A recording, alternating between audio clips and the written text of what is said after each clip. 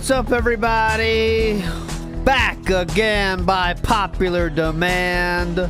The award-winning WPIG 1651 Thursday style, which some say is the best style. And oh, what a glorious day we have on our hands today. Intrigue, mystery, suspense, sexuality. It's all over the place, and it is ready to explode. Today should be a very fun time because of a little thing known as a pre-order for Switch 2. Didn't go as we planned, did it? Did not go as we planned. But we're gonna get into that, I promise. Before the pre-stream, I'm going to give you all the options. I'll tell you all the theories and conspiracy theories. And then we're going to get to the pre-stream and see how he responds to that. But I can tell you one thing right the fuck now. It's your fault. Because all of you detractors in chat, you made this happen. You did. It is not him showing his order number on stream. It is not him ordering 2 when there is a limit of 1 console per household. It is your fault. And don't you forget it. But anyways, we'll see. No matter what, though, my favorite thing is, no matter what option it actually is, which we won't know, it is his fault in the end. Because he either ordered 2, which you're not supposed to do. And I have seen that the...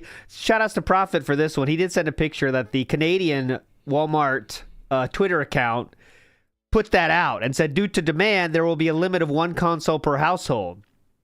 And they put that out yesterday.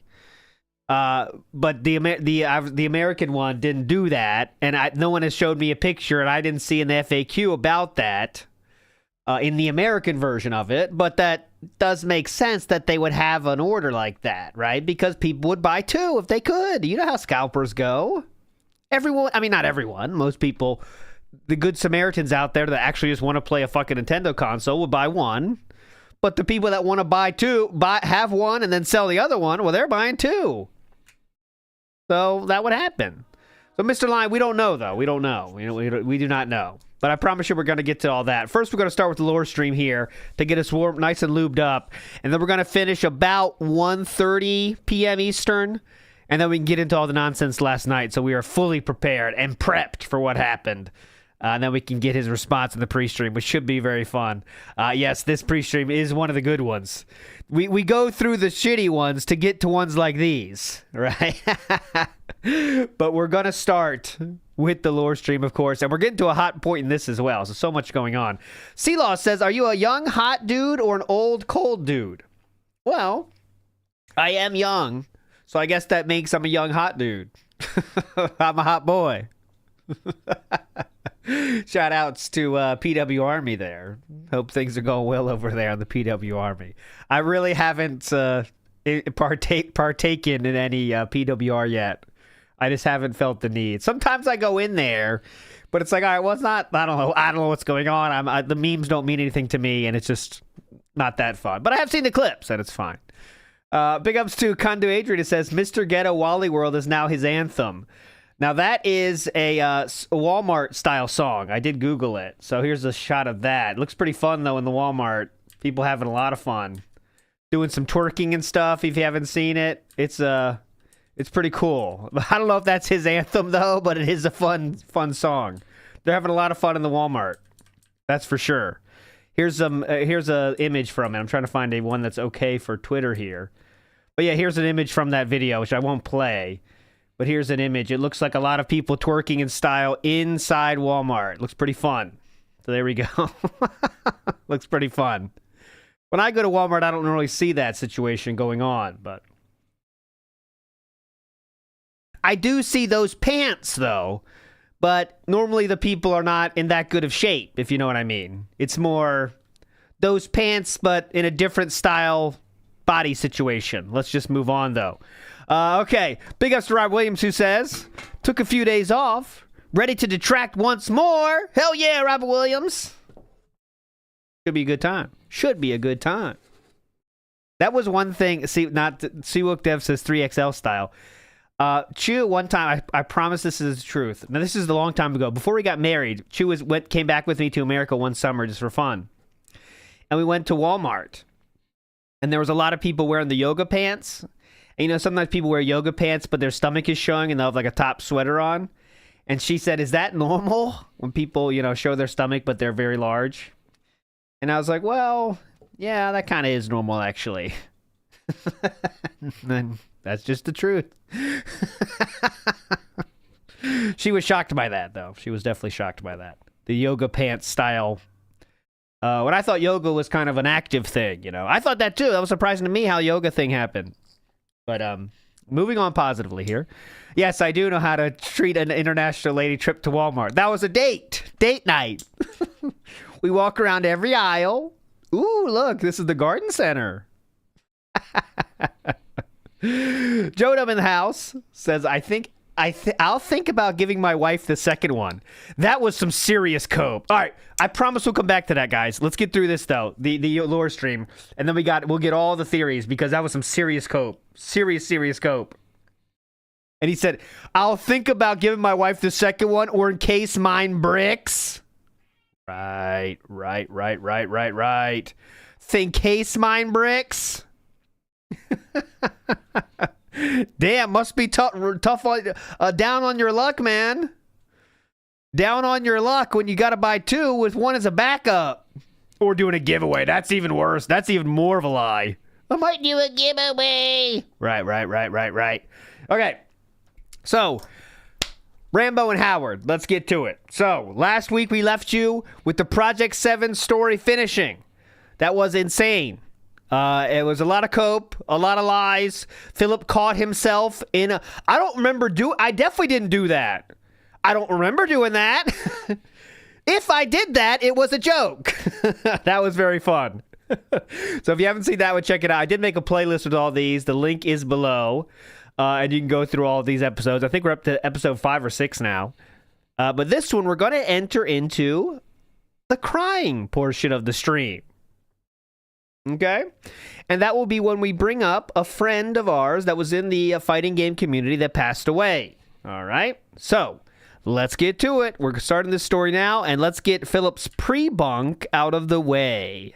Here we go. Pre-bunk incoming, go. That I warned you guys about at the beginning. I said, there's a segment coming up that is incredibly personally hurtful to me.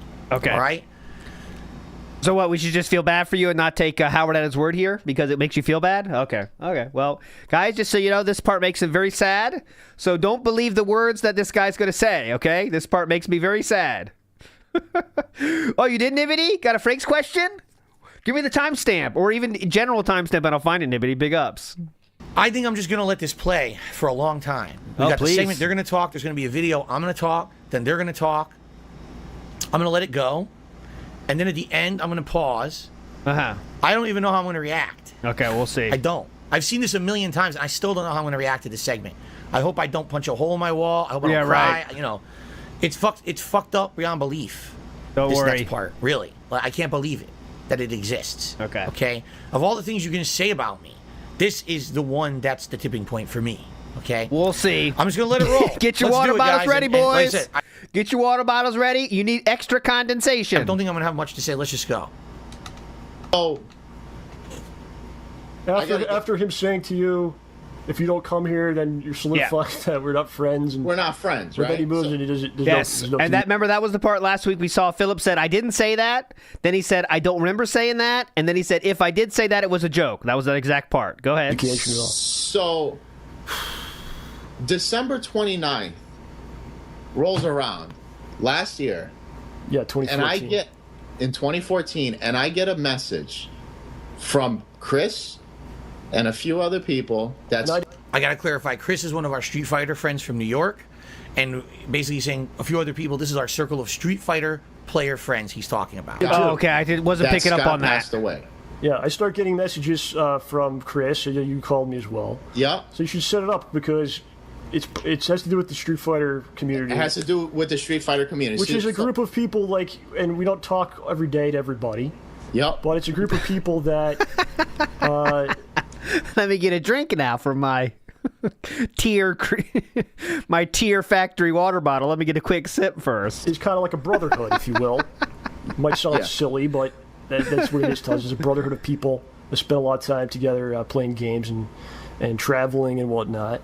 And when something like this happens, everyone contacts each other and we talk about it. And we talk about it. So one of the brothers is fallen. Yeah. So basically, Scott, and what people fail to realize is Scott is a very old school player. Old school player in the sense the guy was playing since like World Warrior. Mm-hmm.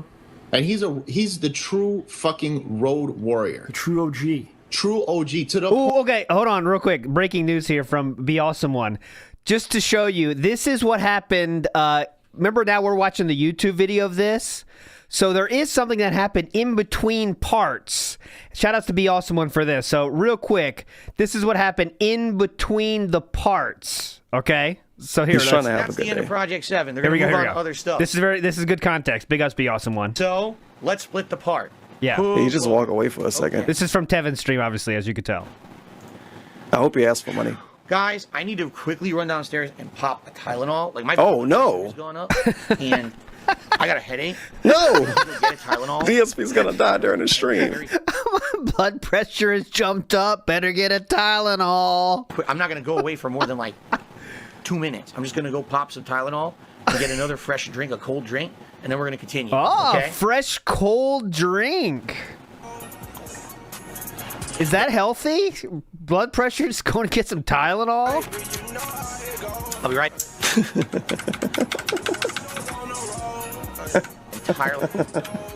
Guys, I have to get a Tylenol. I got a headache. I'm streaming and I'm not monetizing. Oh. Feels Streaming without monetizing is tough. You're in a DSP. terrible position. Feels DSP. Doing that, and it's tough. But then it gets to a point where you just get irritated because. Okay, here we go. So that was between the streams. We did get a fresh bottle in between the streams. Okay, big ups. Point that just to throw this out there, if you guys, if anybody that's on this video ever goes and looks this up, the video of Get it ready, boys. Going from Bird Eye Root the Farmer. first time Daigo ever showed up in the U.S. and Get those fake tears ready. We need an extra cold bottle. this was for an Alpha 3 tournament in the 90s. Alpha 3 or Alpha, I think it was Alpha 3. Mm-hmm. And he flies from Japan, and the Japanese media are following him around. And this is when he was going to play in this tournament, and he fought. His opponent was Alex Valle. When Look Alex how Valle little he was in pays his, attention. When anyone else is talking, it's like they're not even saying anything. Okay. In the video, if you look in the video, fucking Scott's there. Now, Scott fucking went from Connecticut to fucking California to play Alpha 3. Okay? Yeah. He's a fucking OG. Yeah. He doesn't play anymore, but you got to give the guy respect for the accomplishments that he made in the street DSP got bored in this part. I'm kind of bored of this guy fighter talking. community for the area that we live in. Okay. You know? So the guy passes away, right? So what do? I sent him a message. And you're the only one, by the way, because I wasn't going to contact This guy's still talking? Phil because I wasn't talking to him at this point. Yeah. Nobody else wanted to talk to him. But Howard here, who hasn't heard from Phil. I'm going to do a few quick pulls here. At that point, many months since he moved, you decide I'll be the one to tell Phil. Yeah, so I send him a message. Ooh, pre-rubbing the tear ducts? And I go, I didn't say anything high or anything like that. The only thing, because the last time I did that, he didn't reply back to me. I said, hey, Scott passed away. Quick massage. That's all I wrote. Mm-hmm. Doesn't reply back to me. Then, this is what fucking burns me, okay? Interesting. Is he wiping it here so people don't say he's doing that? Is that why he's wiping so much here? Like, he's never done this before. Ever. Wipe the condensation from his bottle. What is this? This shit fucking burns the fuck out of me. What is very the guy weird. do? A week or two later, makes a video about Scott passing away. So let's actually start with, this is the video. So let's watch. Oh, no! Get out of town! That's the video? Come on! Thank you for that, Philip. I would not have known that. That's the video.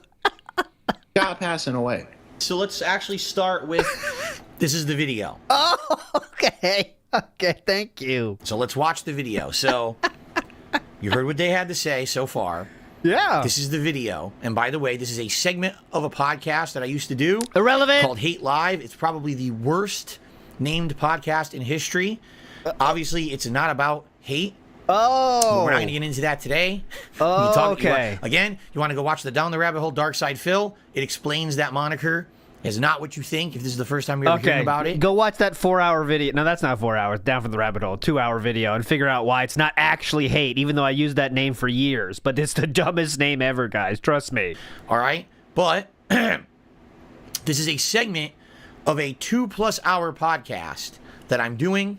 All right? This is not a separate video. This is not a special event or anything like that. This is just one segment of a podcast, a variety irrelevant show okay. that I used to hold on. Your Honor. Here we go. Irrelevant? No. Why are we saying this? Wasting time. A segment that I wanted to take some personal time here to talk a little bit about a friend of mine, someone who I've mentioned previously on Hate Live podcast. All right, his name was Scott Hovanissian. In the Street Fighter community, he was actually went by the nickname Vincent Del Pino, and he was, first of all, much older than pretty much anyone who back in Connecticut when we were originally kind of coming up and playing Street Fighter. He was about, maybe I'd say 10 years older, if not a little bit even older than that, than most of us.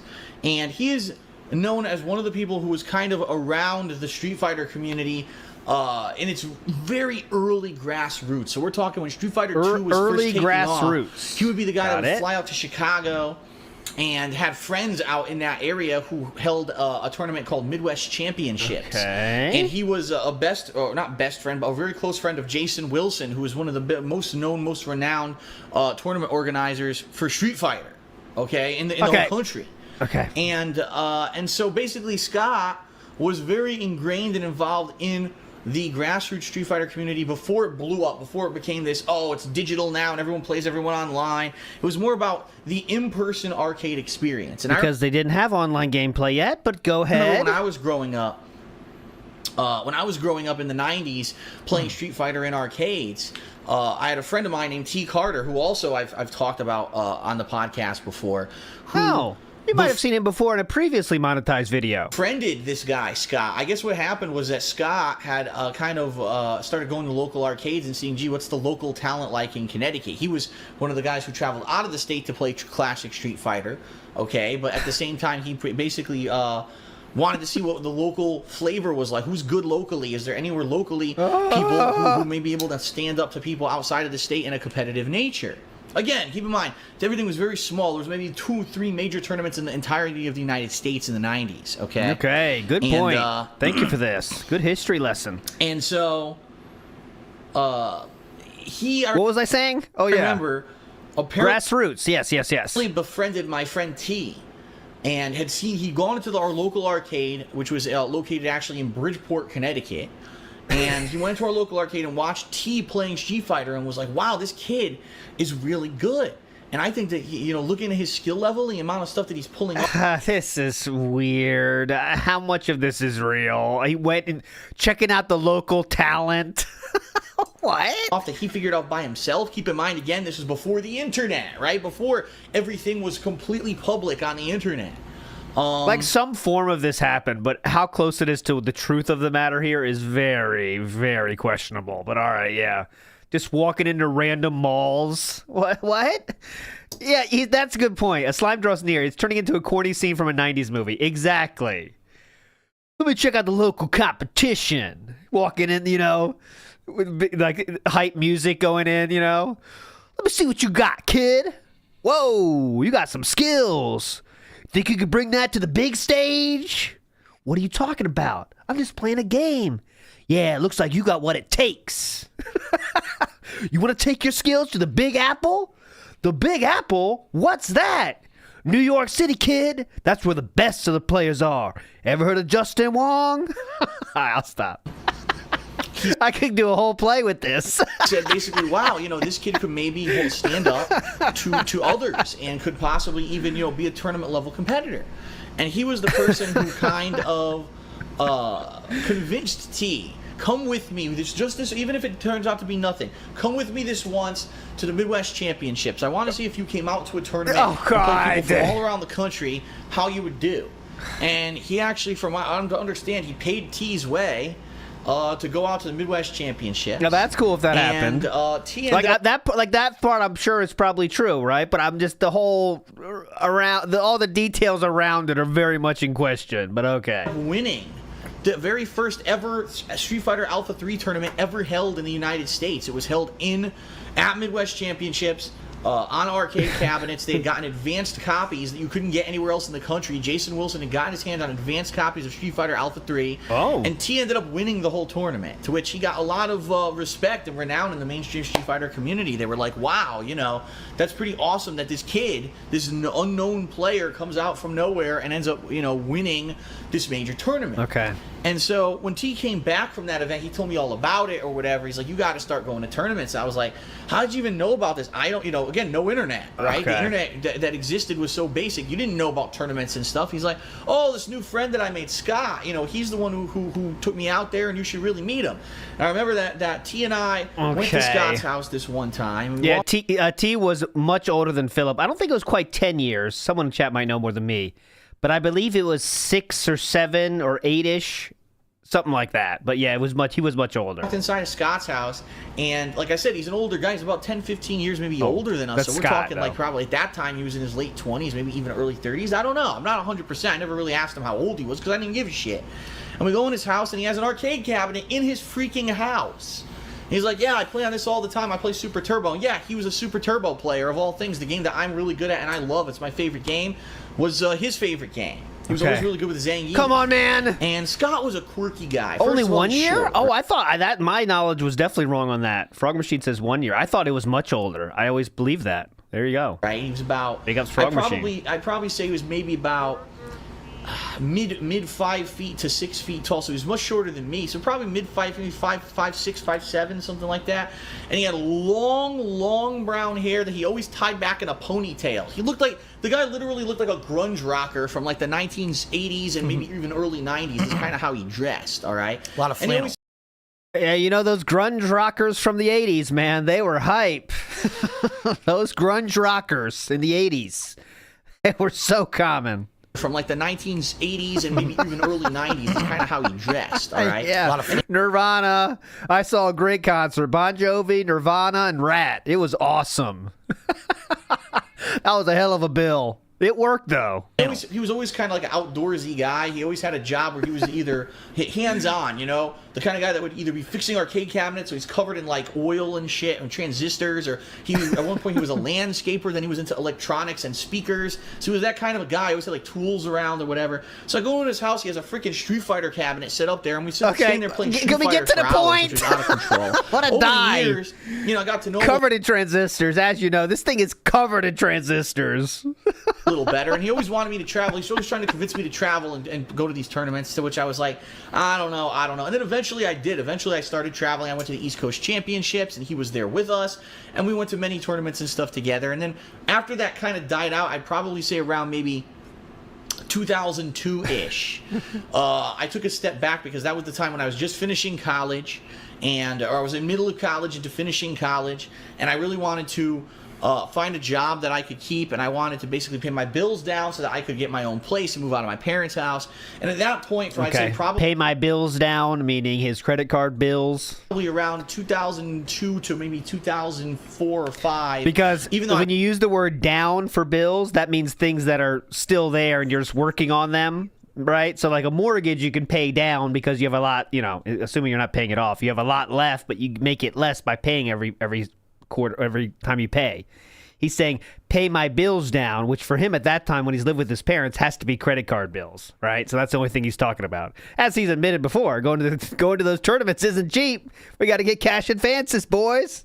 I played Street Fighter. It was more of a casual thing, and I stopped really going to tournaments and stuff.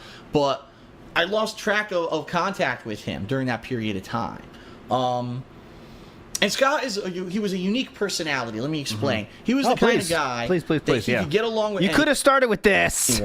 He would joke around about stuff. He would be kind of like always the jokester, always trying to be funny. You ever watch when I do a playthrough, or even sometimes when I'm just having a casual conversation or a vlog, and I go, "Oh, you're a dick, man. You guys are a bunch of dicks, man." He used to do that all the time, and he was hilarious. He would just bust. God, normal banter that people do, hilarious. Scott was known for this, by the way. He would call us dicks. Can you imagine? Oh my God, he was such a card. You mean like every friends do ever? All friends on Earth call their friends dicks and assholes. That's something that we just do. But yes, very unique. God, this was unique. And you guys are a bunch of dicks, man. He used to do that all the time, and he was hilarious. He would just bust out with that in the middle of a conversation, and you'd laugh. And he was so unique, man. Making fun of your friends. Awesome. This guy was cool. Very unique. a little bit of a weird guy, I'm not going to lie. My dad knew him because, again, when I was going to the arcade, my dad was like giving me rides to the arcade. This is before when I was a young teenager. I didn't have a car or anything. And Scott would be there playing games and hanging out with T. My dad was like, he's kind of a weirdo. But he was a fun weirdo, and that was. What is that? He's a fun weirdo. He's a weirdo, but he's fun. Bojangles, kind of to that point, says, so Scott was in his 30s inviting teenage boys into his house to see his arcade cabinets. Well, I mean, he was, he was a fun weirdo, though, Bojangles. David P. Burnell says, I wish Scott was my son. Well, you like fun. You called him a weirdo, Dave. You called him a fun weirdo, whatever that means. Base Zeno says, hey, LT, would you consider yourself more like a Tim Robinson or Frank Frey style humor? Tim Robinson, because Frank Frey, I haven't seen a single second of his comedy, because I believe he was in the black and white era. So there you go, Base Zeno. T was Altair and DSP was Ezio Auditore, Fur. I don't know enough about the lore of Assassin's Creed for that, but I'm sure someone out there is enjoying this. Big ups. Burdock Root Farmer. Let's go. Was the thing. Later on, years later, flash forward to the late 90s, early 2000s, when we were traveling and going to tournaments together, Scott would have this truck. All right, he would actually have like a SUV/truck, and in the truck, he would have multiple TVs. Keep in mind, before games were portable, before even flat screen TVs existed, he would have big tube TVs and game systems hooked up in the truck into his power adapter so that we could play Street Fighter to and from the way to a Street Fighter tournament in the back of his truck. That's the kind of guy that Scott was. It was pretty so I have seen that. There's a picture of that truck, actually. I believe it's the same one. Hold on, I'll find it for you as he rambles on. We got time. The stuff that he he came up with, pretty insane. I actually, if you want to hear the story, a testament to how funny Scott was of a guy, go back to the episode of Hate Live where I talked about ECC stories. And if you remember, I talked about how in our hotel room at one time when we were at the East Coast Championships, I had my laptop and I had a giant beastly Alienware laptop. I mean, this thing was like literally like this thick. It was a forgot big this monster. is in it. Here we go. A ridiculous. Oh, hold on. So I think this is the truck in question here. I'm not sure. It might not be that exact truck, but there is the truck with Justin Wong there on the left and DSP on the right. I can't confirm or deny if that's the exact one, of course, but that was a truck. Maybe someone else knows if that's the same one, but that is it. Some people in the Reddit thread have some funny comments like this one. DSP spotted outdoors before he became a full-time shut-in hermit. Big ups. It's Tevin's fault. That was 4 years ago. But there you go. Ooh, wait. Big ups to... Oh. Is this really him? Is it really him? I think I found DSP's Reddit account. I mean, maybe. But this is what it says. The real DSP Gaming says, I remember this like it was yesterday. From left to right, for those whose faces are visible, Tony Barnhill, Justin Wong, we all know this guy, Phil Burnell, what an asshole. Is this him? I'll check his post history easily.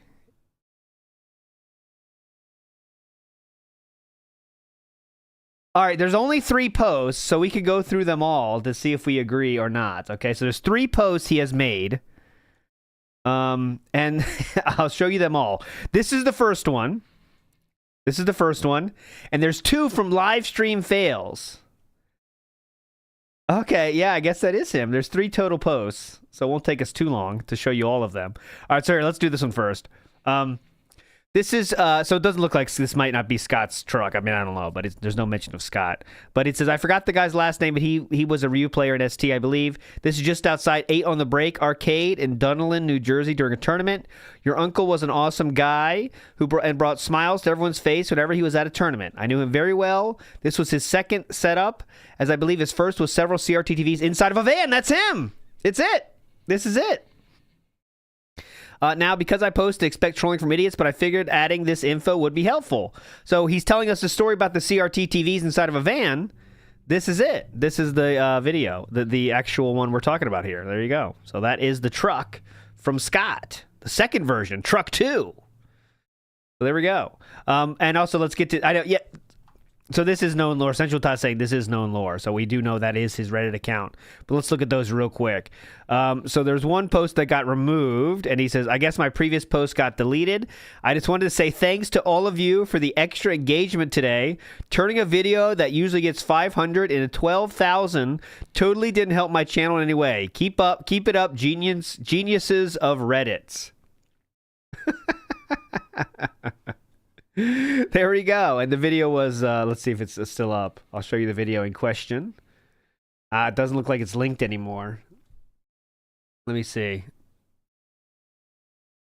Oh, it's a clip that is gone now. The clip is unavailable if it was deleted. Ah, shit.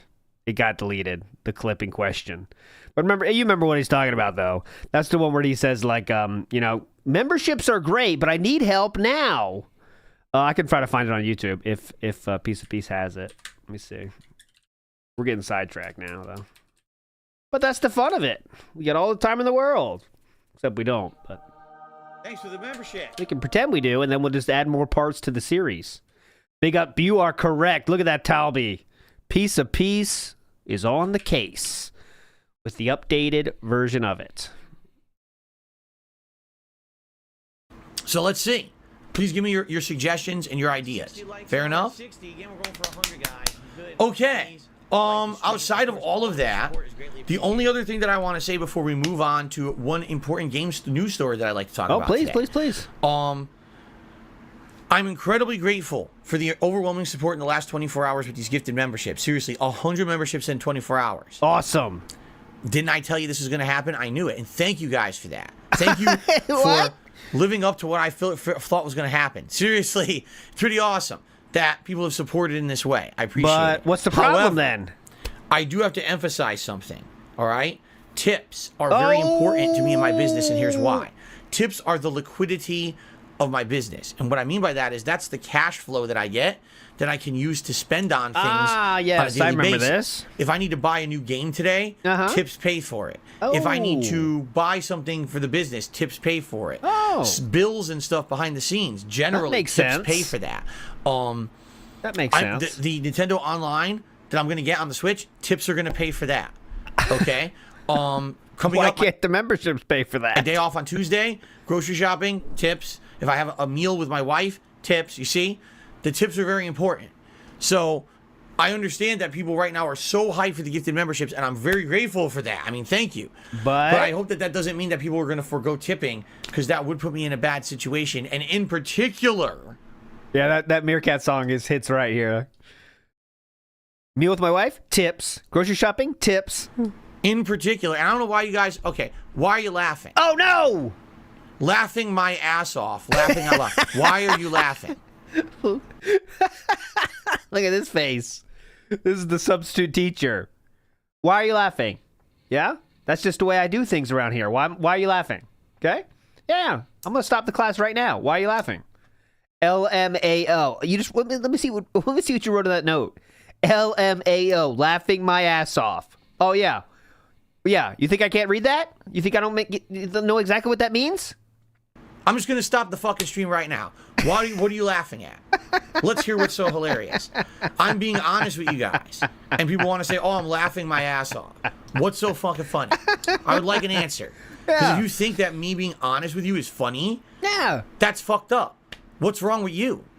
I'm telling you, if Ooh. all I get this weekend are memberships, I literally can't afford stuff on Tuesday on my day off, and you're gonna laugh. Oh, that's funny.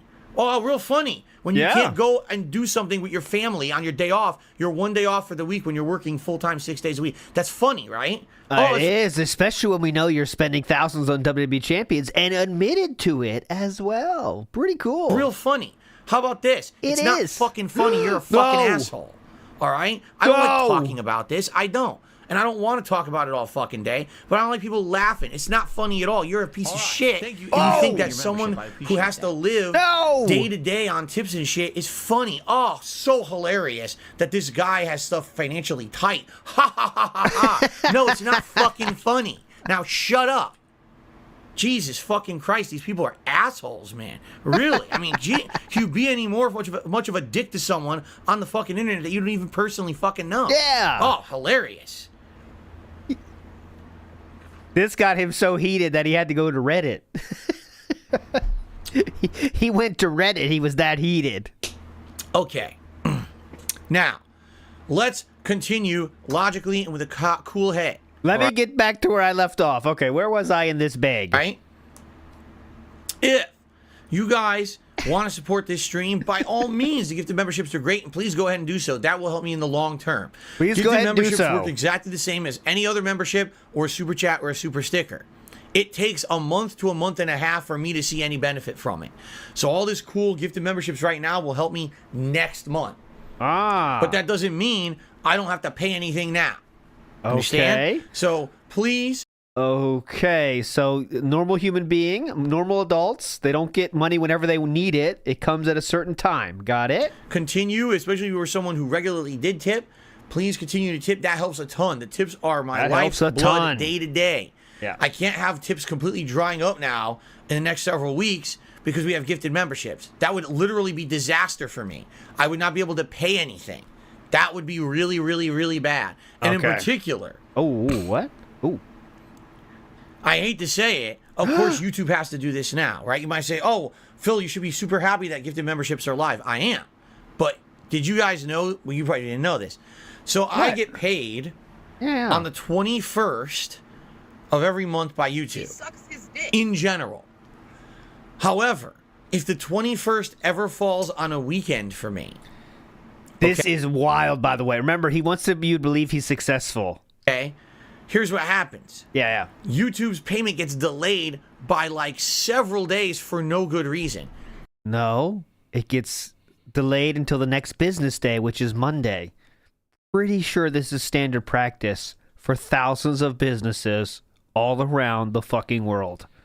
It doesn't make any sense. Yes, it makes a lot of sense, actually. And if I was going to get paid this Monday, I would get the payment on Monday. But if they start to process the payment on Saturday, I might not get paid till Wednesday or Thursday. Just think about that. Okay. You're paying me earlier, but I receive payment later. How the fuck does that work? The answer is it doesn't. It's stupid, and something is weird about the way that YouTube processes their payments. But this has happened a couple times in the last year where the payment is coming on the weekend, and I don't get it till much later in the week. Like Monday. Now, here's the problem with that. I need the money to pay bills, and I need the money to do regular day-to-day shit, okay? So right Save money. Ever heard of it? Yeah. And if you can't handle not getting paid for 2 days, I mean, whew. now, even though I'm supposed to get paid over this weekend, I'm probably not going to get $1 of that until Wednesday or Thursday this coming week. What day of this week is my day off? Tuesday. So if I don't have tips to pay for stuff on Tuesday, I literally can't do things on Tuesday. So, and Like, that's the best part. He wants more money to make up for the fact that he's getting his normal money a day later. grocery shopping, or like I said, having a meal with my wife for the one time a week where we don't cook at home and we can Could skip that if things are that rough. actually go out to do something. You know what I'm saying? So this kind of sucks because the timing of the gifted memberships has to be the 1 month and the 1 week when I'm getting paid that month where it's going to be delayed. Mm-hmm. Okay? So And I can remember being like that myself. I remember like maybe when I like the first year in Japan or something, it was like that for a while for me. Like, you know, when you're waiting for the check to pay for your bills and then you have the rest left over for the month. I definitely remember it. But here's the wild part. I wasn't begging anyone for money. And also I knew, like, all right, well, I'm not going to buy this game because I got to save it for that time. And I wasn't making 6 figures a year. That's for fucking sure, Lucky Limes. But it's wild to ask your fans to pay for the fact that you're going to get your bill, you're going to get your check a little bit late. That's what's wild.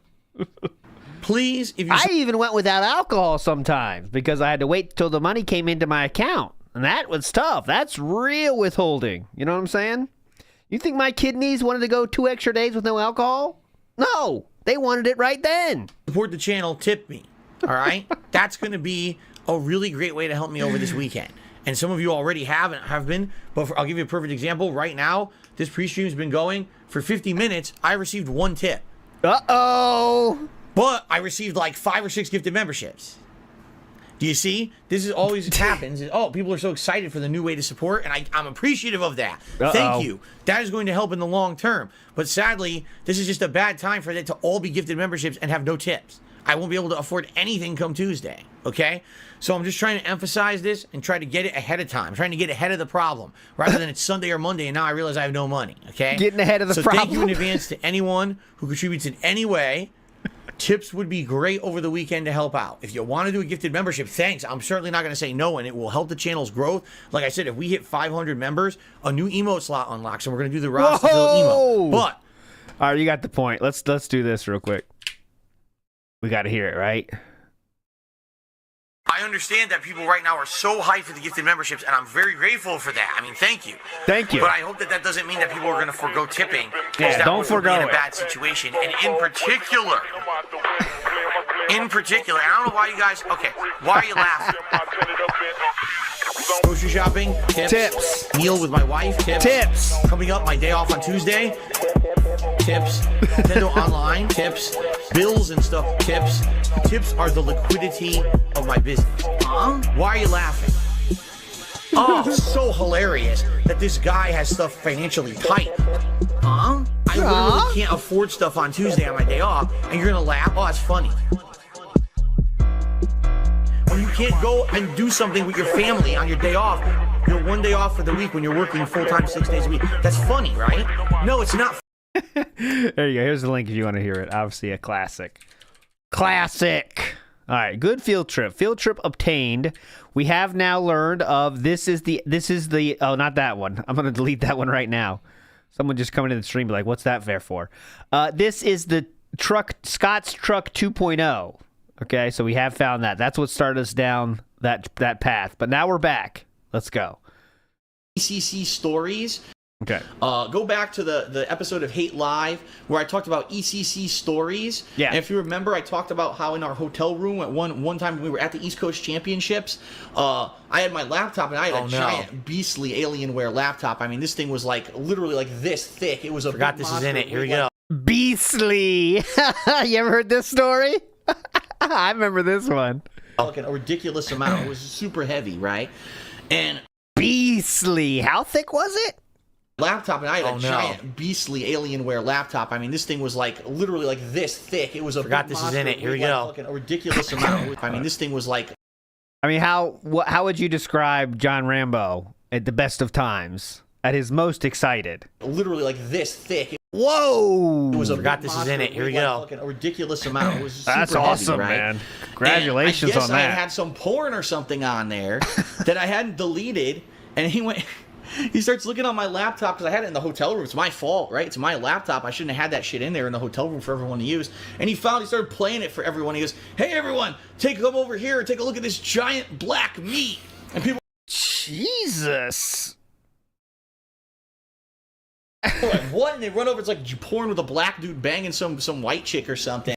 There you go. Saved on the desktop level, dude.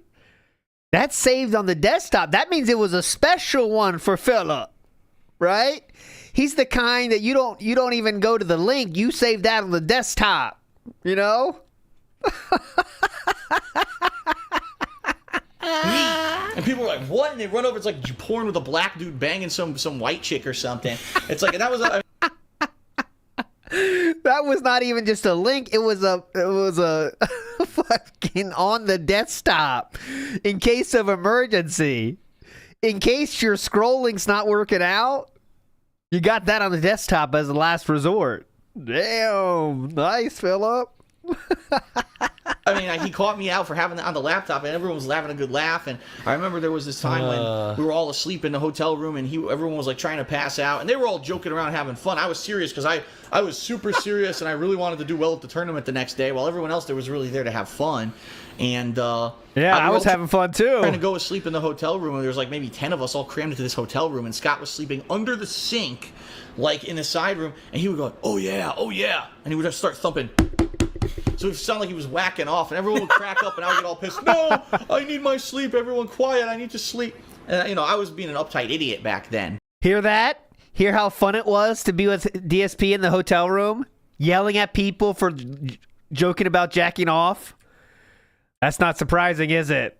Can you imagine? Guys, I'm trying to get my sleep. Okay? It's a big tournament tomorrow. Stop having fun. Shut up. Oh, I need my sleep. Everyone quiet. I need to sleep. And I was being an uptight idiot back then. But now I can look back and I can laugh and say that's some pretty funny stuff. Hoskew says DSP loves the BBC. He loves the BBC energy at the very least. He needs that energy. Luigi's Nair is saying needing daily cash flow is actual addict mentality. Yep. And if you don't have it, you start freaking out even more, right? Because holy shit, I might not be able to do what I got to do. And then you start panicking, right? Mr. Extravagant says, this is for the liquidity of your business, sir. Also, heard any crazy conspiracy theories lately? Not recently, no.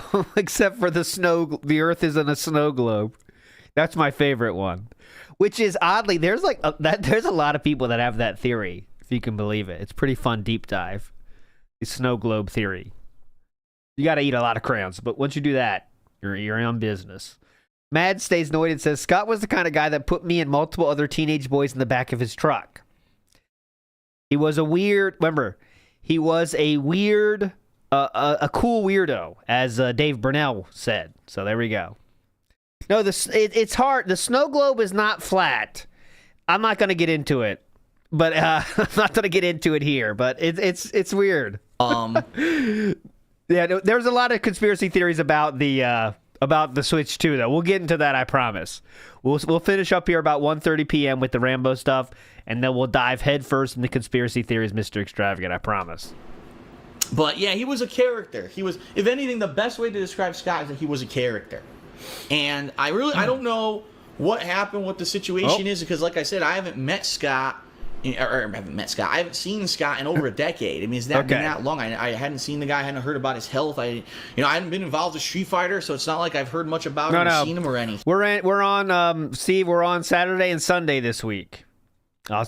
In lieu of a DM, I'm telling you right now. And I do remember at one point, and this was pretty bad, a bad situation, is that probably the early 2000s, I heard that Scott had gotten sick, like really sick. Oh. And no one would really talk about what it was. Okay. And then all of a sudden, like 2 months after you heard he got... No one would talk about what it was? That's kind of... What? What is he okay? Can't talk about that. Doesn't really seem like something friends would do, does it? If someone's sick. Like, I think that might be like, all right, we don't need him knowing, right? And no one would really talk about what it was. And then all of a sudden, like 2 months after you heard he got sick, you heard, oh, here's Scott's home. He wants us all to go over there. We went over there, and half of his face was paralyzed and just basically like this. Like, he couldn't even That's what move I'm getting to, Ozzy. Come to find out, as I told you, this guy, he always did physical things. He was a landscaper. He got bitten by a deer tick and got Lyme disease. Didn't know it was Lyme disease. Didn't get diagnosed by the doctor properly.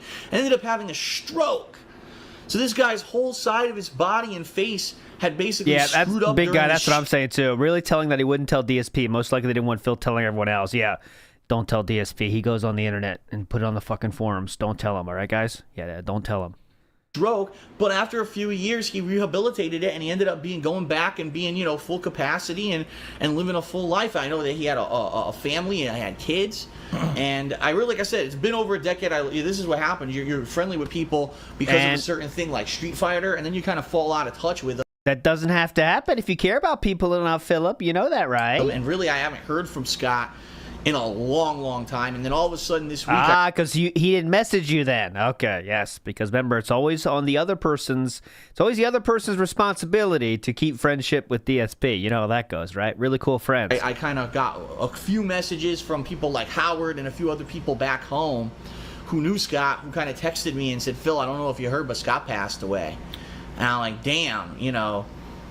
Damn, I will not respond in any way to their messages, but I will make this video. That's exactly how he responded. But go ahead. I don't know what it was from, and is it a shock? Yeah, but at the same time... At the same time, what? Is it a shock? Yeah, but at the same time... Big ups, fan bro. What have I got for you? I'll give you the Vikes treatment. Oh, big ups, fan bro. Let's see, Vikes, what do you think of this story so far? God damn it, Vikes. Not everything is funny for you, Vikes. Why is everything funny to you? God damn it, Vikes. I haven't seen the guy in so long. I mean, anything could have happened. You know what I mean? Like, anything could have happened. Who knows what happened to the poor guy? But to lose someone like that, I mean, he literally was the guy who motivated people in Connecticut to get off their butts and get out of the local arcades and said, you got to get out there and you got to try to play the other competition because it's a lot of fun to travel and to meet people. And I'll be honest, a lot of the times, you guys have heard me gripe and complain about Street Fighter, and I openly admit that a lot of the time, when I talk about Street Fighter, it kind of has a negative association with it because I'm like, damn, I spent a lot of time, a lot of money, a lot of resources of my life traveling to play Street Fighter. And that's a negative because you didn't create any positive relationships from that? That is wild, man. Think about your favorite thing from when you're a kid that you spent a lot of fucking time on and money on. It's still a positive thing because it happened. It's wild to think about it's a negative because I spent time and money on it and what do I got from it now? That's an insane way to think about life. Insane. Insane. A lot of money, a lot of resources of my life traveling to play Street Fighter, and what did I really get for it? And that should be fun, right? Good memories, hanging out with friends. Oh yeah, he was yelling at them for doing jerk-off jokes in the hotel room together. Really cool, man. Really fun way to live. You say you could be like that. You could be negative like that, all right? But at the same time, I like to maybe take a positive spin at it and say, well, no, not really, because if I never played Street Fighter, I would never have gotten the confidence to do the kind of stuff that I did, to stand on an arcade cabinet in front of hundreds of people playing a game in person. I was on stage at Evolution in front of thousands of people in the finals of Super Turbo. And if I hadn't done that stuff, would I ever have had the balls to turn on a camera in front of me and talk to it and record myself and do all the stuff that I do today that I've been able to do for a living since 2011? You know what I mean? And in a large capacity, I really think that becoming a competitive Street Fighter player... Remember, this is about his friend dying. Just letting you know. Anything, I'm sorry. Thank you, Justin.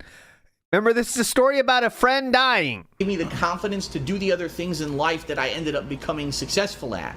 So if it wasn't for Scott motivating all of the state of Connecticut and really giving us the initial push to leave the state of Connecticut and go to New Jersey and go to Chicago and travel and meet people from all over, I never would have met half the people I met in my life. I never would have seen half the stuff that I've seen in my life. I never would have experienced a lot of the fun things that I've done in my life, and I may not have even be here. This podcast itself may be owed to the direct actions of Scott HoganSkies. Okay, now we're saying it's because of him. The chain reaction, the domino effect that you can see from a simple little action like don't stand here and play Street Fighter, leave the state and go play Street Fighter somewhere else. Yeah, that actually could have, in a way, led to where I am today. Okay. So I'm incredibly grateful. Scott HoganSkies was an amazing character. He was a fun guy. Again, spearheaded the Connecticut Street Fighter community. May he rest in peace. I hope that, obviously that his family and everyone, my condolences are with you. And my condolences are with you. And that's it. Okay? Dude, don't fucking publicize somebody's death. Yeah. Are you fucking serious? You don't do that, man. And the bigger issue is, like, he never said anything back to you. Doesn't say anything back to me, but dude, don't Do you get it, Philip? Oh, thanks for the information. I'll put this in the video, but I'm not going to say nothing to you. Not only that, what does he do? I know. That was kind of a sweet transition from the person that put this together, the dent turn that put this together, the indentured servant that put this video together. Good transition, brother. Up back to you. Doesn't you don't do fucking public and that's it. Okay. Let me hear it again. Dude, don't fucking publicize somebody's death. Are you fucking serious? You don't do that, man. And the bigger issue is, like, he never said anything back to you. Doesn't say anything back to me, but dude, don't publicize. Thanks for the information. I'll put this in the video, but I'm not going to say nothing to you. Not only that, what does he do? He brings up T, right? Now, T at the time was like one of the greatest Street Fighter players in our area. There you go. If he was alive, he probably would have been one of the top players in the country. Okay? And he starts fucking talking about this guy. Yeah. Right? So what does that do? Naturally, in our circle of friends, everybody is fucking fuming because there was no need to bring up T. There was no need to bring up Scott. There's no need to bring up people's deaths and publicize it and make money off of it. Yep. There's no need for that. Get the point, Philip? And he did. You have no respect for people that are alive, for fucking people that are dead. You don't give a shit about anybody but yourself. So there you go.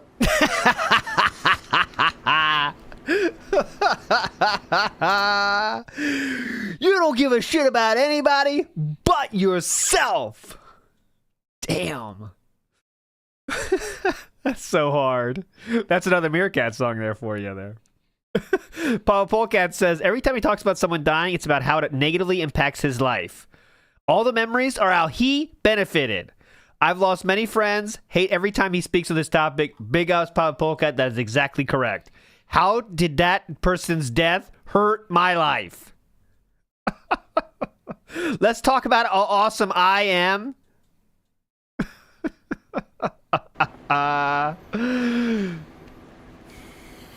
Let's talk about all the awesome things that I got from this person, right? And then just say, well, yep, he died. It sucks. Bye. And yeah, how about we monetize the video as well? Huh, Philip? Go ahead. Go ahead. Remember, Philip, it wasn't just Howard that said this. It was, as Howard said, everyone in Connecticut was pissed about this. So I hope you don't just try to blame Howard for this one. I really hope that's not what we're going to do, right? Because Howard said everyone in Connecticut was pissed about it. Go ahead. I thought a long time about how I was going to respond to this part. Yeah. I have prompts and everything. Rather than directly respond to it, I think what I like to do is emotionally have an emotional outburst, so I get your pity first. I'd like to tell you the story. Oh yeah, go ahead, go ahead. It all started back in Sikorsky. Oh, quick one. It all started back in Sikorsky, in Connecticut, and my father, he worked at a company, and I couldn't find any other jobs, and then he got me hired there, and got certifications and everything. Oh, you know, going to arcades and having that first real feeling like belonging in a group. Because when I was young, I didn't feel that way. It felt like I was kind of like an outcast where I grew up. When I went to arcades to play video games, I kind of felt like, because I had some skill, that like I finally kind of belonged somewhere, you know? Like we all liked Street Fighter and we were all competing against each other and all. This is real quick. I won't pause too much, but this is telling because he had, for the first time in his life, he had friends. And it's not, you know, we all meet friends in different ways, have different groups of circles of friends. But for him, being in a community was such a big deal, right? Because, you know, Street Fighter is a community where they're pretty much let you in if you're playing the same game, right? They want people to play with, so you let you in. But as you can see how much it affected him because he felt belonging for the first time in his life, right? Was because he found this game that, you know, they want people to join, and, you know, if you like the same game you want to play, they'll let you in, right? So that's what it took for him to have friendship that means this much to him, was because he was in a community, right? He found a place of that they just like people being there, so of course they're welcoming, right? They'll even let assholes in because, hey, you want to play? Come on. But that's how much it affected him to have friends. And it's not even like, don't want to say it's not organic friends, because it definitely is organic friends, but you know what I'm saying, right? It's like it's a group where they'll let pretty much anybody in, right? And they will kick you out if you're enough of an asshole, and he got to that point. You know what I mean? But all right. Kind of belongs somewhere, you know? Like, we all liked Street Fighter, and we were all competing against each other and all that. I never thought that, like, playing Street Fighter was going to change my life. How crazy, right? Yeah. And it did. In a really good way, in the long run. Okay? In the long run. I think what I said there at the end of the video still stands true today, that if it wasn't for me going to an arcade and playing Street Fighter and then being convinced by the people there to go out and do other things with my life, go play in another state and do this and do that. That really was the formative time for me to be a person who was more outgoing. I was an introvert when I was a kid, okay? And it was going to arcades and playing Street Fighter. He still is an extreme introvert, by the way. He just talks to a computer online. That doesn't make you an extrovert. Go ahead. Fighter that kind of gave me that feeling of, wow, people like me because I have skill in Street Fighter and stuff, you know? And T. Carter was my rival at my local arcade, What's Your Game, in Bridgeport, Connecticut. And we grew up playing Street Fighter together over the years. Every version, okay? Okay, anything about... I told a heartfelt story in that video, that tribute to Scott, about... Oh, that tribute to Scott. How Scott introduced T to competitive Street Fighter, and then T introduced me, okay? And it changed my life. It really did. I started traveling. I started being more outgoing, meeting people, having good relationships, even though we've already gone around about the trolling topic of how bad that was when I was in competitive Street Fighter as well. That's the other video. That's the Down the Rabbit Hole video about me. Look at that Reack. I explained that in full. Seems pretty positive then. If you're the biggest asshole in the whole group, really seemed to mean a lot to you. The only reason you get any attention in the group was being the biggest asshole in the room, right? That's what he's saying? Trolling topic of how bad that was when I was in competitive Street Fighter. Life, it really did. I started traveling. I started being more outgoing, meeting people, having good relationships, even though... Having good relationships? He caught himself. He's like, well, that's not really true, is it? Even he caught himself. Having good relationships? Well, there was the trolling thing, and I was the biggest asshole I could possibly be. So yeah. Joda makes a good point. Let's talk about how awesome he said I was before he died. Nibbity big us for the violins. And Random Surge says the empty game consoles. You don't like that? They're not just game consoles, Random Surge. The neck phones box. Now that's pretty cool. So we've already gone around about the trolling topic of how bad that was when I was in competitive Street Fighter as well. That's the other video. That's the Down the Rabbit Hole video about me. That's the Down the Rabbit Hole, guys. That React, I explained that in full. But that was, you know, I really look back at that time so positively. I do. Really? Scott was such a unique dude. T was such a unique guy. And they're not with us anymore. And that's not fair. Okay. Here we go. Here we fucking go. There were positive influences on this planet.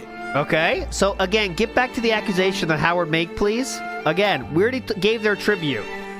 You already gave their tribute. We don't need to hear more tribute. Let's hear about what Howard said. We're just trying to build up the tribute feeling again. I love them so much. Guys, did you forget how much I love them? Howard might have said some things, but remember, I really love them and they were special. There were positive influences on this planet. Okay. And they're not with us anymore. That's life, man. The best of us get taken way too early. And the rest of us are just stuck here, right? Yeah, definitely.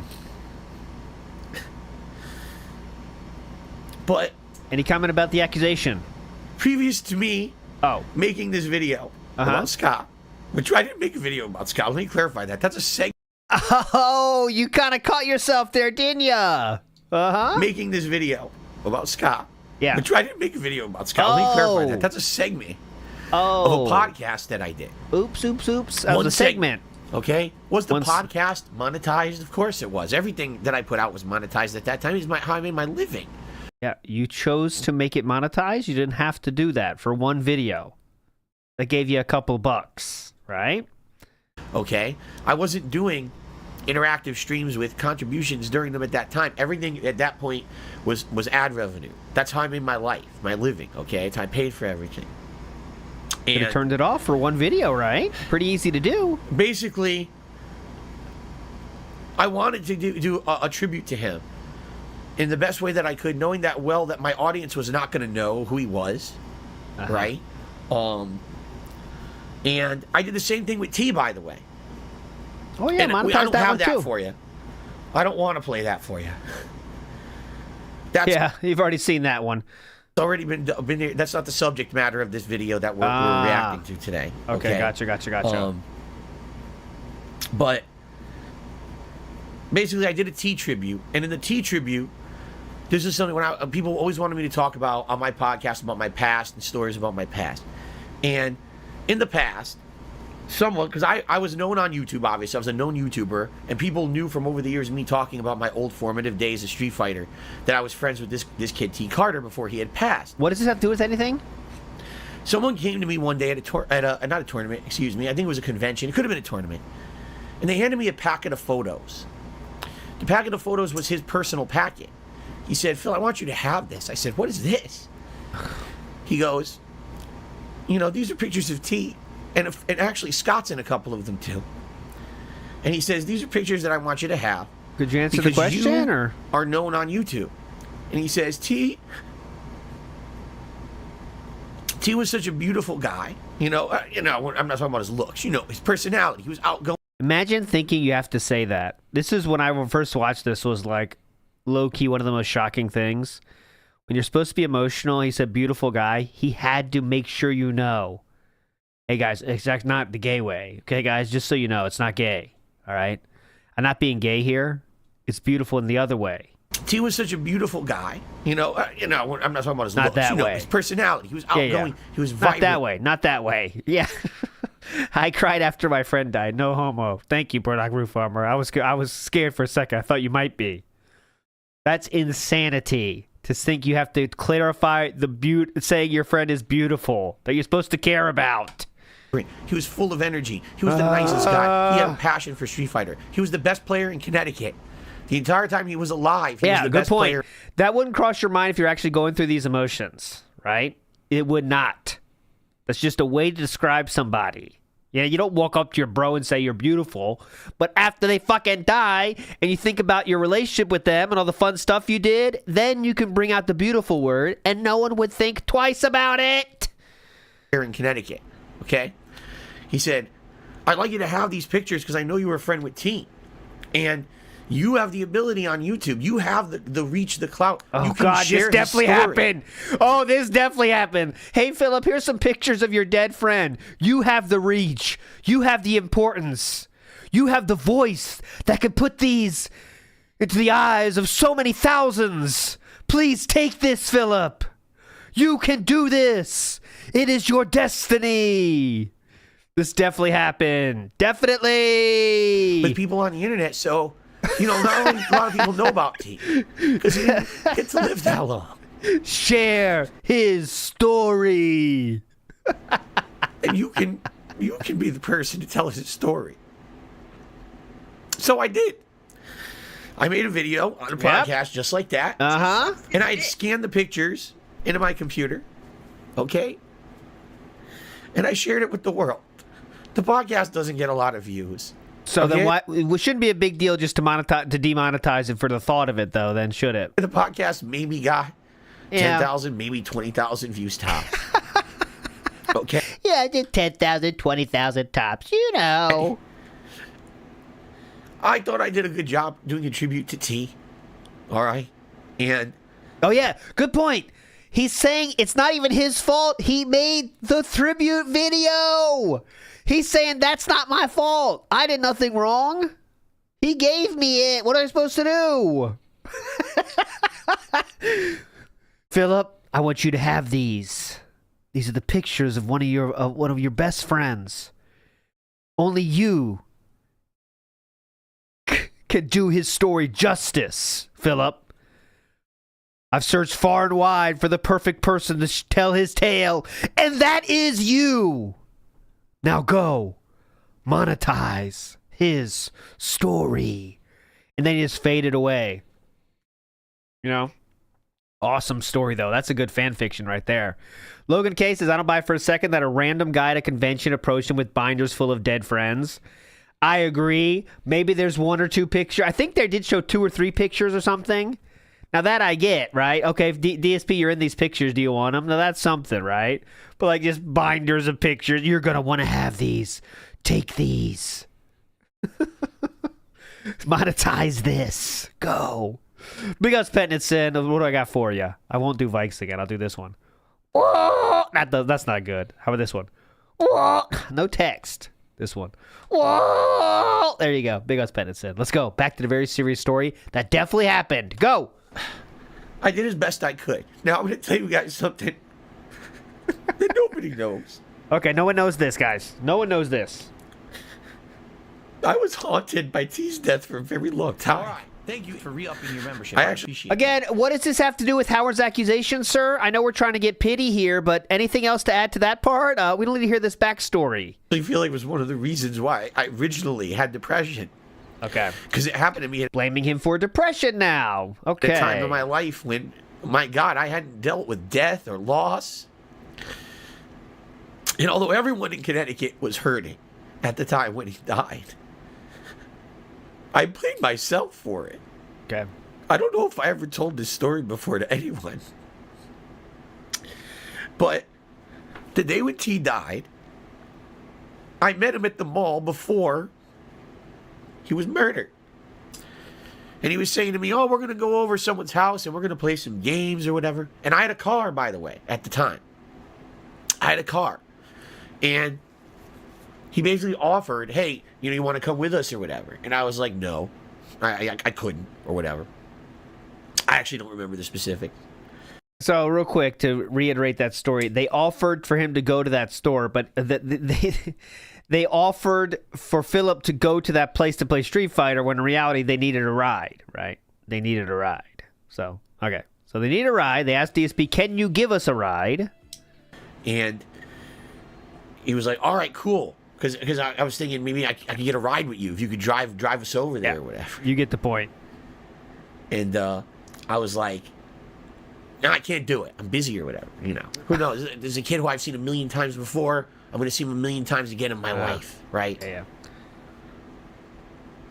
That day, he was walking home from playing Street Fighter at this kid's house, and a gang member decided to shoot him for no reason. I guess, there's all kinds of guesses, and I guess the rumor that hit the streets was that this gang member... The rumor that hit the streets? What the fuck would you say that? The rumor that hit the streets? What the fuck is that? The rumor that hit the streets. There's all kinds of guesses, and I guess the rumor that hit the streets was that... Yeah, the rumor that hit the streets that was in the news article? Yeah, okay. Gang member, this was their initiation. Oh, prove that you're hard enough to be part of our gang by just murdering someone in the fucking street walking home. He got shot. Okay? And I blame myself because I said if I had hung out with T that day and I had driven him to his friend's house, I could have driven him home. And maybe he wouldn't have got shot. Now, of course, that's ridiculous. So why does it haunt you then? The kid, right? We all know we're all rational people here. We're rational adults. But this is what happens in your fucking head. Okay? Yeah. And he was my best Street Fighter friend at the time. Yeah. Good thing you clarified that. We were rivals. I always said, like, I was Ken and he was Ryu, because Ryu was the better one out of the two, right? And he did say this, by the way, in the AOL news groups. He did say he was Ken to my Ryu. He did actually say that. That's not a joke. Back then, too. Basically, this was a major problem in my head. It fucked me up for a very long time, to the point where until I fucking moved out of Connecticut, all right? Until I moved out of Connecticut, it was haunting me. It was causing me mental problems. Yeah. Before I moved out of Connecticut, I drove to his grave and couldn't get out of the car. I didn't say goodbye before I left because I couldn't do it because I was too fucking weak. because I was so haunted at losing this guy. And this was many years later. He died in the late 90s. This was 2014, and I couldn't do it. Okay? So when I made that tribute about T, Tribute. all right, Tribute. I was trying to make up for it. I was trying to be like, I was so sorry that I couldn't say goodbye to him because I wasn't man enough to do it.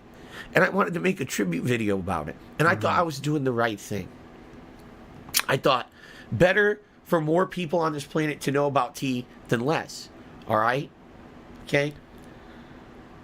When I made that tribute to T in that Hate Live podcast, okay? Monetized Hate Live podcast. Go ahead. I received more hate Yeah. towards me than I think I'd ever dealt with before in my life. My trolls basically spun it and said, "You have monetized your friend's death." Not just your trolls, Philip. Howard said all the people from Connecticut. I hope you bring them up as well. I can't remember if he does or not, but I hope he does. Because Howard made it very clear that everyone from Connecticut said this, right? Go ahead. You are scum. You're a piece of shit. All right? I actually had a couple people who reached out to me after I did that tribute to T and said, "Phil, thank you." Oh, because yeah. we knew T back in the day, and Thank seeing you. those pictures put a smile on our face and we remembered him. Okay? Okay. And that was really nice of you to do it that way. Yeah. Because you didn't have to. There's a lot of people that did this, by the way. Now more people know T's story. So A people lot who of knew people T said this. Yeah. were contacting me and thanking me. A lot All of right? people. Now, So many. So many people. you say I monetize someone's death. All right? I don't know how worse you could be of a person to say something like that. All right? Howard said it, and Rambo agreed with it, and people from Connecticut said it. Go ahead. So, here we are years later. All right? Go And ahead. Howard, who I have not spoken with since I moved, all he's doing is sending me these arbitrary group texts to everyone. "Oh, Merry Christmas, Happy Holidays." Yeah, what a fuckface. God, he's an asshole. Saying Merry Christmas and Happy Holidays? God. Maybe Howard's the asshole here. He did that? He said Merry Christmas? The fuck? What a douchebag. Arbitrary group texts to everyone. "Oh, Merry Christmas, Happy Holidays," this and that. Happy Yeah, Thanksgiving. this and that. Yeah, harassment, basically. He's stalking me, basically. Yada, yada, yada. Yada, right? yada, yada. I know it's all bullshit. Because we already talked about it. I don't even have to re-explore it. We just talked about all that. You I chose felt- not to respond. It seemed like he was trying to say something nice, but you could have very easily just said the token, "Happy holidays to you, Howard. Hoping things are going well," and move on with your life. But nope, we couldn't even do that. like that. He had this resentment towards me for years and years before I moved and all of that. Okay. So Philip assumed he had resentment and didn't even respond to his happy holidays texts. Arbitrary texts, by the way. So Howard, the end of 2014, sends me a text. Yeah. Okay. Scott passed away. That's it. That's all the text says. Okay. Doesn't say hi, how you doing? Just says Scott passed away. He said happy holidays already many times before, though. So, you can't just say he only said that or hi because you haven't responded to anything up to this point. All right. So what did you say? Yes, what did you say? You definitely said more, though, back, right? Howard thinks that I take that piece of information to go make a monetized video for personal gain. Yes. That's what he said. That is, yes. Let me check with the judges. Yes, they agree with that. They are saying, let me check with our other judge here. Let me check with our famous judge here and see if they also agree with that. Let me see here. This is where it'd be worth it. I have a very famous judge here. Is that how you also see it, special judge? Yes, he said yes. We got the thumbs up. He agrees. He totally agrees. Thank you. I wasn't sure about that, but I wanted to make sure, and you did give me the okay. Okay, we'll keep Saying going. literal information. Thinks that I take that piece of information to go make a monetized video for personal gain. That's Yes. what he's saying, literally. And in that was this video. true. Okay. That's what he's saying. And it's what he just said. Okay. That's All right. old man meme. Hey, those are classics. They're not old, man. They're classics. We're breaking out the classics. To reiterate here, this video we just watched, the Hate Live podcast, got 11,000 views on YouTube. Okay? I don't even make $2 per 1,000 views anymore on YouTube at this point. It's irrelevant how much money you made. The fact is that you tried to make money on it at all, right? It can make 2 cents, but the fact that you still wanted to make money from it is the problem. It's not the amount. All right? You know that, right? Arguably, this video Probably not. maybe made, I don't know, $10. So why are we talking about the money made? No exaggeration, probably $10, $15 tops. This really shows the important part to him. It's not that the fact that it was monetized. He wants you to know, hey, listen, I didn't make that much. It's not that bad. I didn't make that much money. Come on. I didn't make that much. You guys making fun of... You guys think it's a big deal? I didn't make that much. For the entire podcast, the 2-hour video, the video is a 2+ hour podcast. This is one segment of said podcast. Okay? Like, this makes it sound better for him. That's what he's trying to tell you this for. But, like, it doesn't help at all. It doesn't help at all. So, you know, he feels that I monetized the death of Scott and that I'm a horrible person because I did it. Okay? And he says, to reiterate, oh, not just me, everyone in our friend group, everyone back home. Yes. Yes. My nose is disgusting. Please, let me blow my nose quickly before I continue, because this is gross. Okay? Oh, definitely. Yes, this is gross. I'm not going to lie. There we go. Big ups to Zytro, who says, nah, I don't want to hang out. I've seen you before. That was his best friend, though, okay? Best friend in Street Fighter. Jordan Fadeaway says, main character syndrome in full effect. Absolutely. Oh, man, this whole video is that. Big ups, Jordan Fadeaway. Silas Sama says, we need Steve to watch this part. It's got to be some sociopathy or coping skills involved here. This is always on the table for a Steve video, obviously. This will be a good one for him. And he can definitely dive deep. Big ups to Steve, obviously. Lacking object permanence real says, if he was sincere, he'd go to see his parents in Connecticut. Oh, this lacking objects permanence real. It's not fun. So what are we supposed to do here? Is there anything to do there? Answer that one. Answer that. Very happy dude 69 says, put a smile on my face, skipping the ads. Big us, very happy dude. Dead Alex says, thank you for counting dollars on T's ribcage, Phil. It wasn't that much, though. Did you not realize that, Dead Alex? You must have forgotten that part. Hoskew says, consider now how much fence mending could have been done by saying, thanks, Howard, I miss you guys. Scott's passing makes me sad. He was a Street Fighter 2 pillar. Yeah. And that is a way that some people rekindle friendships, or at least, you know, is when, like, someone you know from your school dies. I've had that happen before, where someone that you know from high school dies, and you go to the funeral, and you see people that you haven't seen in a long time. You're like, hey, man, you should, let's do something. And sometimes you don't do it, but sometimes there's still definitely people you still text every once in a while, say, hey, what's up, man? That's it. Or you send a funny video, and that's just how real friendships happen, man. But Philip had too much of a fucking grudge against him to go that far. He sends me arbitrary text. How dare he just say, Merry Christmas to me? That's it? That's all he sends to the king? No. He doesn't deserve a response. Please let me know when future people die, though. I will farm them for pity as well. But I will not respond. Howard, you arbitrary texts. Paradox says, I get it. My Zoomer siblings mock my classic memes. Don't let them. Do not let them laugh at you, because they're still relevant. Doesn't matter what year they're from. Fuck them. Big ass Paradox.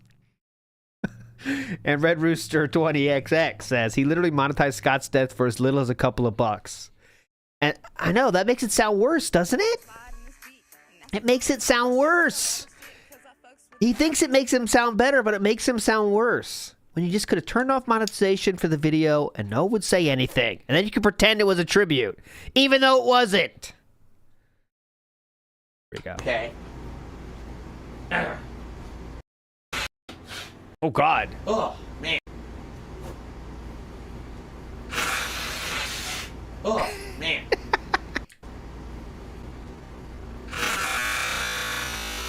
Oh, Chew. No. Don't start the vacuum. No need for the vacuum. Do not start the vacuum now. I'm doing the show, Chew. Okay. We'll do it next time. Oh, man.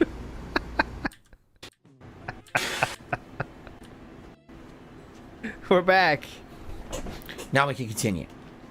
Okay. Howard says, everyone back home hates me too for doing it. Because I brought up Scott, I brought up T. They didn't say they hate you. They said they were pissed about it. But go ahead. Publicized Scott's death.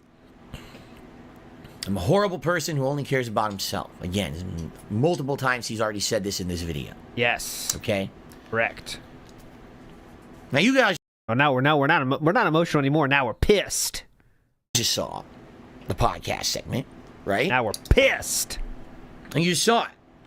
It's in context now. Okay? So, you didn't... If you were just watching this video, all right? If you were just watching this video with no context provided, what would you think? This is hypothetical. You don't have to answer me. I'm just saying, think in your head. If you didn't know the context, okay, what would you think? What was the video? What did I say? Oh, my goodness. Right? Here's what I think. If I didn't see the context, I would have thought I made a video talking, like sensationalized video, an expose on how my friend Scott has passed away, sensationalizing it, talking about how he passed, which I don't do in the video, by the way. You talked about his entire medical history.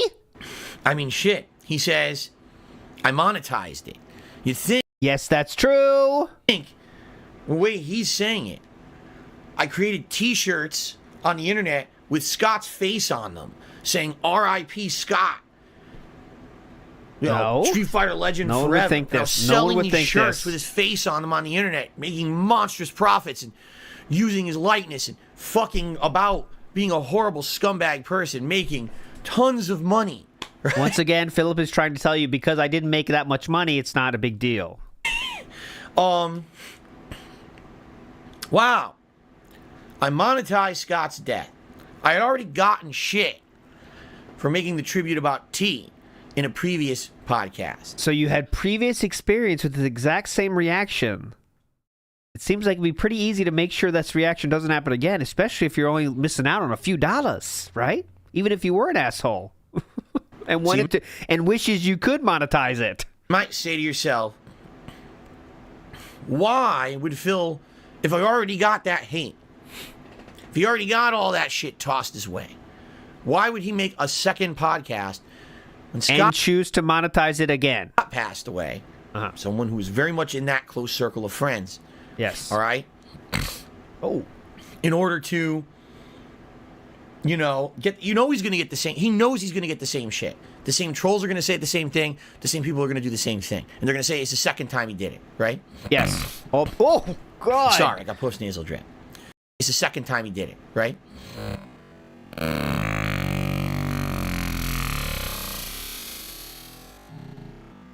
We have liftoff. Sorry, I got post-nasal drip. Okay, that's fine. Okay. Why did I do it? Because I don't care. Spit it out. You can't snort your way out of this one. What they say. I care about Scott. I want more people to know about Scott. I care about the memory of Scott. One of the most awesome people I met in the Street Fighter community. The guy who I literally say in that video, if it weren't for him actually saying, hey, Phil, stop playing Street Fighter in Connecticut. Go to 8 on the Break in Dunedin, New Jersey and play Street Fighter there. If he had never said that to me and I never listened to him, likely I never would have started playing competitive Street Fighter and traveling. I never would have gotten the confidence I had to be in front of people. I never would have been able to do things that I did in my work life and my personal life. I never would have ever placed an Evo. I never would have turned on a camera and talked to it. I never would have live streamed. I never would have done any of we're these doing things. this. What was that? Would have live streamed. I never would have done any of these things. Whoa, the double. Two Right, quick thank you for ones. re-upping your membership. I He's appreciate always that. getting there on the perfect line. The double. I've never heard that before. Never would have live streamed. I never would have done any of these things. Whoa. Excuse me. Ever, any of them. If it wasn't for Scott. Okay? Now, were there ads on that podcast? Of course there were. There's ads on every video I had. I was still partnered You have done that yourself. with Machinima at the time. And so all the videos that I had those ads on them. You can easily turn off the button to turn off monetization on a video. You know? And Could I have turned it off for that single video and avoided this whole problem? Yes. Some people would have been pissed about how you handled the tribute anyway, of course, because you shared a lot of medical information you didn't have to. And you talked a lot about yourself. But at least they couldn't say you monetized it, but you were too stupid to not do that. Go ahead. I could have removed the ads. Thank you for saying All right. that. We all Personally, knew that, though. I just don't see. I mean, I'll be honest here. I don't see the big deal. Ha! There it is. He doesn't even know what's wrong with it. So Howard and all the people from back in Connecticut that got pissed about that, I don't even see the big deal, douchebags. I don't even see the problem. So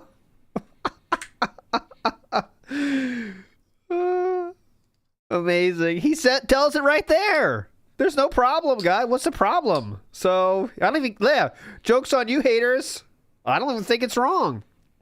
So now what? Big up Sodies. Life was easy when it was just poopity scoop. Oh, classic. The days, the forgotten days. Oh, really? That was classic. Oh, really? Some people don't know what oh, really is. Oh, really was like one of the first like memes I ever saw. I thought it was funny. You know, the power of the internet, the memories we've made. Vike says a Philip, Rambo, Howard love triangle. Jerry Wilco's episode. All right, Vikes. I know your reaction, though. I'll tell you that. This is how you'd be in the audience. Look at that. You're loving this. Willow the Kid says, Phil sold Rest in Peace T sunglasses in the Wake parking lot. Now, I knew he monetized T's death. I didn't know it was to that extent, though. All right, that's pretty fucked up, Philip. You got to see the problem with that, right? Salute Your Snort says, my friend T. Carter was the best at Street Fighter in Connecticut, except me. His Zangief was excellent, but mine was better. Rip King. at the funeral. Elroy Wrong says, I've done everything right and nothing wrong, at least for 3 months. Big ups, Elroy Wrong. What a king. 3 months of doing nothing wrong and everything correct. All right. Personally, I just don't see. I mean, I'll be honest here. I don't see the big deal. When you're doing a 2-hour podcast, a 3-hour podcast, and you're doing one tribute segment to someone, all right? Then I don't see the big deal by turning it off then, do ya? Does that mean that the whole thing has to be, demonetized? And you can argue either way. That's up to you. You can argue that. That's fine. Yes, and Connecticut said they didn't like it. So they did make their argument, and it was against you. You can say, yes, it should be.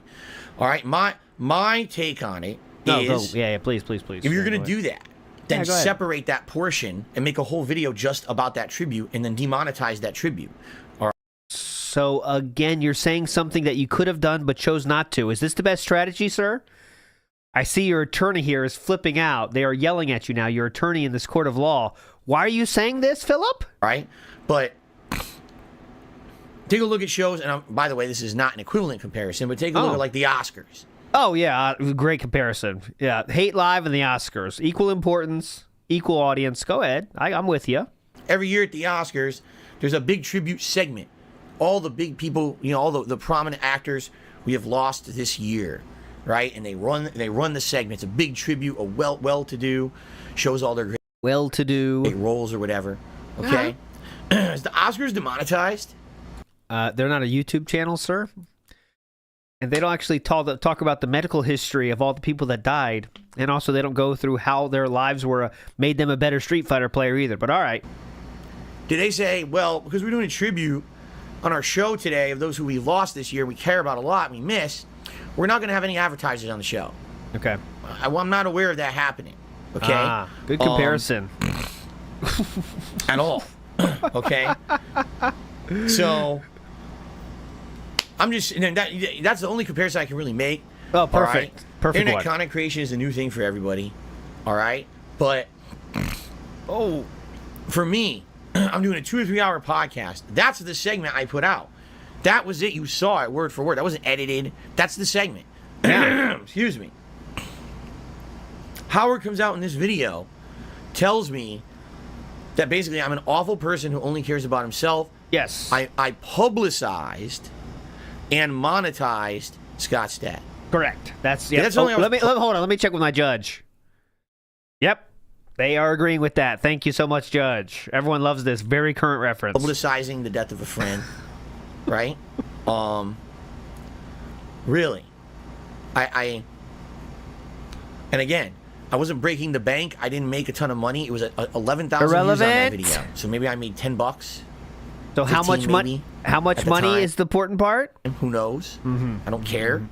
That wasn't what it was about. Okay, it was one segment, a tribute show, and I much rather would have people know about Scott than not, which is why that was in that show. You understand? So, God, the actual truthful part about this, the funeral didn't even go viral. Yeah, it wasn't even that popular of a funeral. That Howard says, or the reason I think Howard bring this up, he's upset with me because he sent me a text to say Scott passed away. I didn't respond to him because I wasn't responding to anything from him because he'd been a jackass. Hold on, we got a special guest that just walked in. Go ahead. Thanks for listening to WPIG 1651. Big ups. Nice one. You nailed it. All right, close the door, though. See ya. He snuck in. All right, let's go. Asked me to end there before I moved. I wasn't responding to anything from him because he'd been a jackass to me to end there before I moved. Excuse me. Oh, excuse me. And basically, he's personally insulted at that. Okay? No. Now, Howard was not the first person to text me about Scott's death. Howard has It's irrelevant as well. a very overinflated sense of importance in my life. Okay. He does. I had already received 2 other texts about Scott's death from people previously in the Street Fighter community who knew Scott way better than Howard did. Who cares? Oh my God, we're saying like his information isn't as important because other people told him. Really cool. Really cool move here. Howard, I was told that by lots of people anyway, so I don't even care. Really cool move. I knew Scott way better than Howard did. All right? Ooh. I was there in the formative years of Street Fighter in Connecticut. I was in the arcades with T and Scott. I was traveling to tournaments with Scott back in the day. What does this matter, by the way? Irrelevant? ECC and all of that. I spent way more time with Scott than Howard ever did. Okay? I knew him better than you did. I was more friends with him than you. Yeah. Oh. For him to basically say something like this, you would think, this is a friend, and we all were equally spending time with this guy. And he was no one would think that because no one would even question it. Why does this matter? A competition for friendships? Oh, buddy. He was my old buddy. He wasn't Howard's old buddy. He didn't know. Why does this matter? Know him from back in the day. Howard didn't know Scott, all right, in any kind of a major capacity until much later. He knew of him, but was Howard over Scott's house playing Street Fighter on the cabinet with T? No, he was not. He was never invited. Irrelevant. He wasn't going to the tournaments with us. Okay? Howard. Yeah, gatekeeping Scott. Really cool. Has absolutely. Gatekeeping mourning someone dying. Very cool. And he knew, thank you, Steve. He knew Scott much more recently than Philip did because Philip dipped and didn't talk to him, as he said. He had a family and stuff. We stopped talking. No right to make claim to the rights to say, I had the right to tell you about someone's passing, and because you didn't respond to me about it, What? you're an asshole. Okay? He doesn't. All right? I don't know what that even means. I heard about Scott's passing from several other people who knew Scott way better than Howard. So what? Howard was essentially passing info through the grapevine late. All right? And then takes it upon himself to actually be upset because apparently he didn't get credit for it. Where did he say anything about credit at all? I did not hear that. He didn't get credit for it? Imagine caring about credit. Who says that? Right? He didn't get credit for it. Even though in that he was just thinking you might say something back. He thought as a human being you might respond to his text. He thought, all right, well, you didn't respond to the Merry Christmas, the arbitrary text about Merry Christmas and Happy Holidays. Well, you might say, thanks for telling me about someone dying. That's the only thing he's talking about. He didn't want credit. video, I actually said, if you didn't pay attention to it, Howard texted me and said that Scott had passed away. That's not the important part. How dumb can you be? And I said, and others, because it's true. Others, you wouldn't know the others. You guys don't know the others. It's old school people from the Street Fighter community. You wouldn't know them. They're related to a lot of people, the others. Why would I mention them in the video? Okay? You got your shout out, Howard. So, to me, this is the ultimate hit below the belt. This is, if you want to say all the things they already said about the video up to this point were completely and 100% true, I don't know how you can actually defend this part of the video. This is insanely hurtful to me. Good. This is actually like, I'm not kidding now. All right, I'm not exaggerating. Does this mean listen up, or does this mean you're telling the truth? I don't want to be friends with Howard ever again. Yeah, you made that clear when you didn't respond to any of his texts, including the arbitrary Merry Christmas and the fact that your friend died. So you made that very clear to Howard. This portion of the video. In fact, I would rather never speak with him ever again. Oh, yeah. As you didn't. So it's too late for that. I refuse to have any kind of a relationship with someone who has such... Big Guy makes a good point. This video is about how they don't want to be friends with you, Phil. How they don't want to be friends with Philip anymore. But yeah, actually, guys, I don't want to be friends with you anymore. Oh, okay. Well, we already made the video, so we don't give a shit about you, actually. But thanks for your opinion. Such a aggrandized self-importance. Oh, what? Someone who has such a aggrandized self-importance. I think Steve has pointed this one out before. He says grandize, but I think he means grandiose. So this is grandize when he means grandiose, I believe. Let's hear that one more time. Kind of a relationship with someone who has such a aggrandized self-importance. Aggrandized. Thank you so much. I'm an idiot. I am felted. Aggrandized. That's not one of my vocabulary. He got me there. To think that this guy was the exclusive person who could tell me that a friend of mine from back in the day had passed away. And that because I didn't personally contact him after the fact and say, oh, thank you so much for the information. And then slam me in a video publicly. Stating that I publicized and... What you did? You did? Monetized his death. Yes, that's true. All right. Oh, hold on. Let me see with the judge. Did both of those things happen? Yes. Okay. Thank you so much. Go ahead. There's exaggeration, and then there's malicious intent. All right. Very That's comparable. Malicious intent, right there. Is it? That's the actual textbook example of internet defamation. You've seen it. You can't. That is it. You can actually clip that portion of the video there. Yeah. After seeing the context, you can clip that and say defamation. That's exactly what that is. All right. Okay. Not really sure about that, but okay. So both of those things he said was true. He did monetize the video. Factual statement. He monetized the video, and he publicized it to people. Both of the things Philip admitted to doing himself. Defamation of... we'll think about it. We'll get there someday, maybe. So, I have absolutely, positively no desire whatsoever to ever speak to this man again. Maliciously true. Right? Yes. And I didn't. Besides one more time. I did speak to him one other time. All right, after this very hurtful... Well, I take that back. It was before this. Never mind. Very truthful timeline here. Philip knows his timelines. We heard that last week. I got the timeline confused. I did It's happened many times, actually. Remember there was the timeline? Remember the timeline of the timeline of the timeline? Speak to him one more time. Before this video had come out and his intentions were not clear. I didn't know this, okay? I figured he's being mean to me in Connecticut. He's going to ditch me for my last event. But I didn't know that his feelings were this deep-rooted at the time, all right? Now we know from this portion of the video. Now, I hate to say it. John is involved in this. I'm shocked. I'm appalled. John had gripes against me. How about all the people in Connecticut as well that Howard brought up? But the fact that he's going along with this shit, you know, John knows me. John knows the kind of guy I am. We spent tons of time together. For him to even go along with this and include this in the video, I don't even know what to say.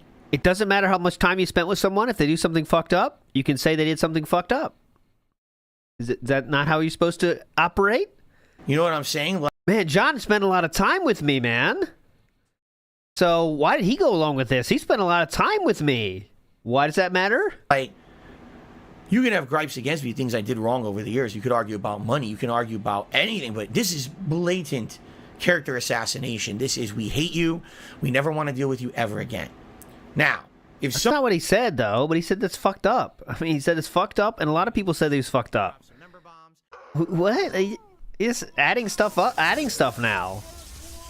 Big up, St. Robertson. What we got for you? Ready? Let's go for this one. I was already played one. Or this one? Text. God damn it. Oh, I'll give you one of these, Aid. Big up. I am dented. There you go. You're not someone dented, though. Said something like this about you. Yes. Especially because I was always a closer friend to Scott than they ever were. I knew him before they did. I spent more time with him than they ever did. I knew more about him than they ever did. But somehow they're going to tell me that I don't have the right to do a tribute to my friend and share my memories with him on the internet. I don't deserve that. Okay. I don't have the right to do that, right? That's what they're saying in this video. Okay? So, if someone did that to you, would you ever want to be friends with them ever again? Ever? Would you ever want to speak to them again?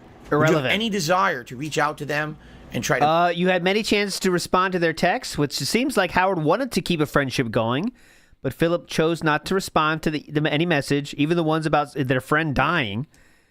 And now we're trying to make it some kind of competition that I knew him better than you even did and didn't even respond, though. So, very cool, man. To mend a friendship.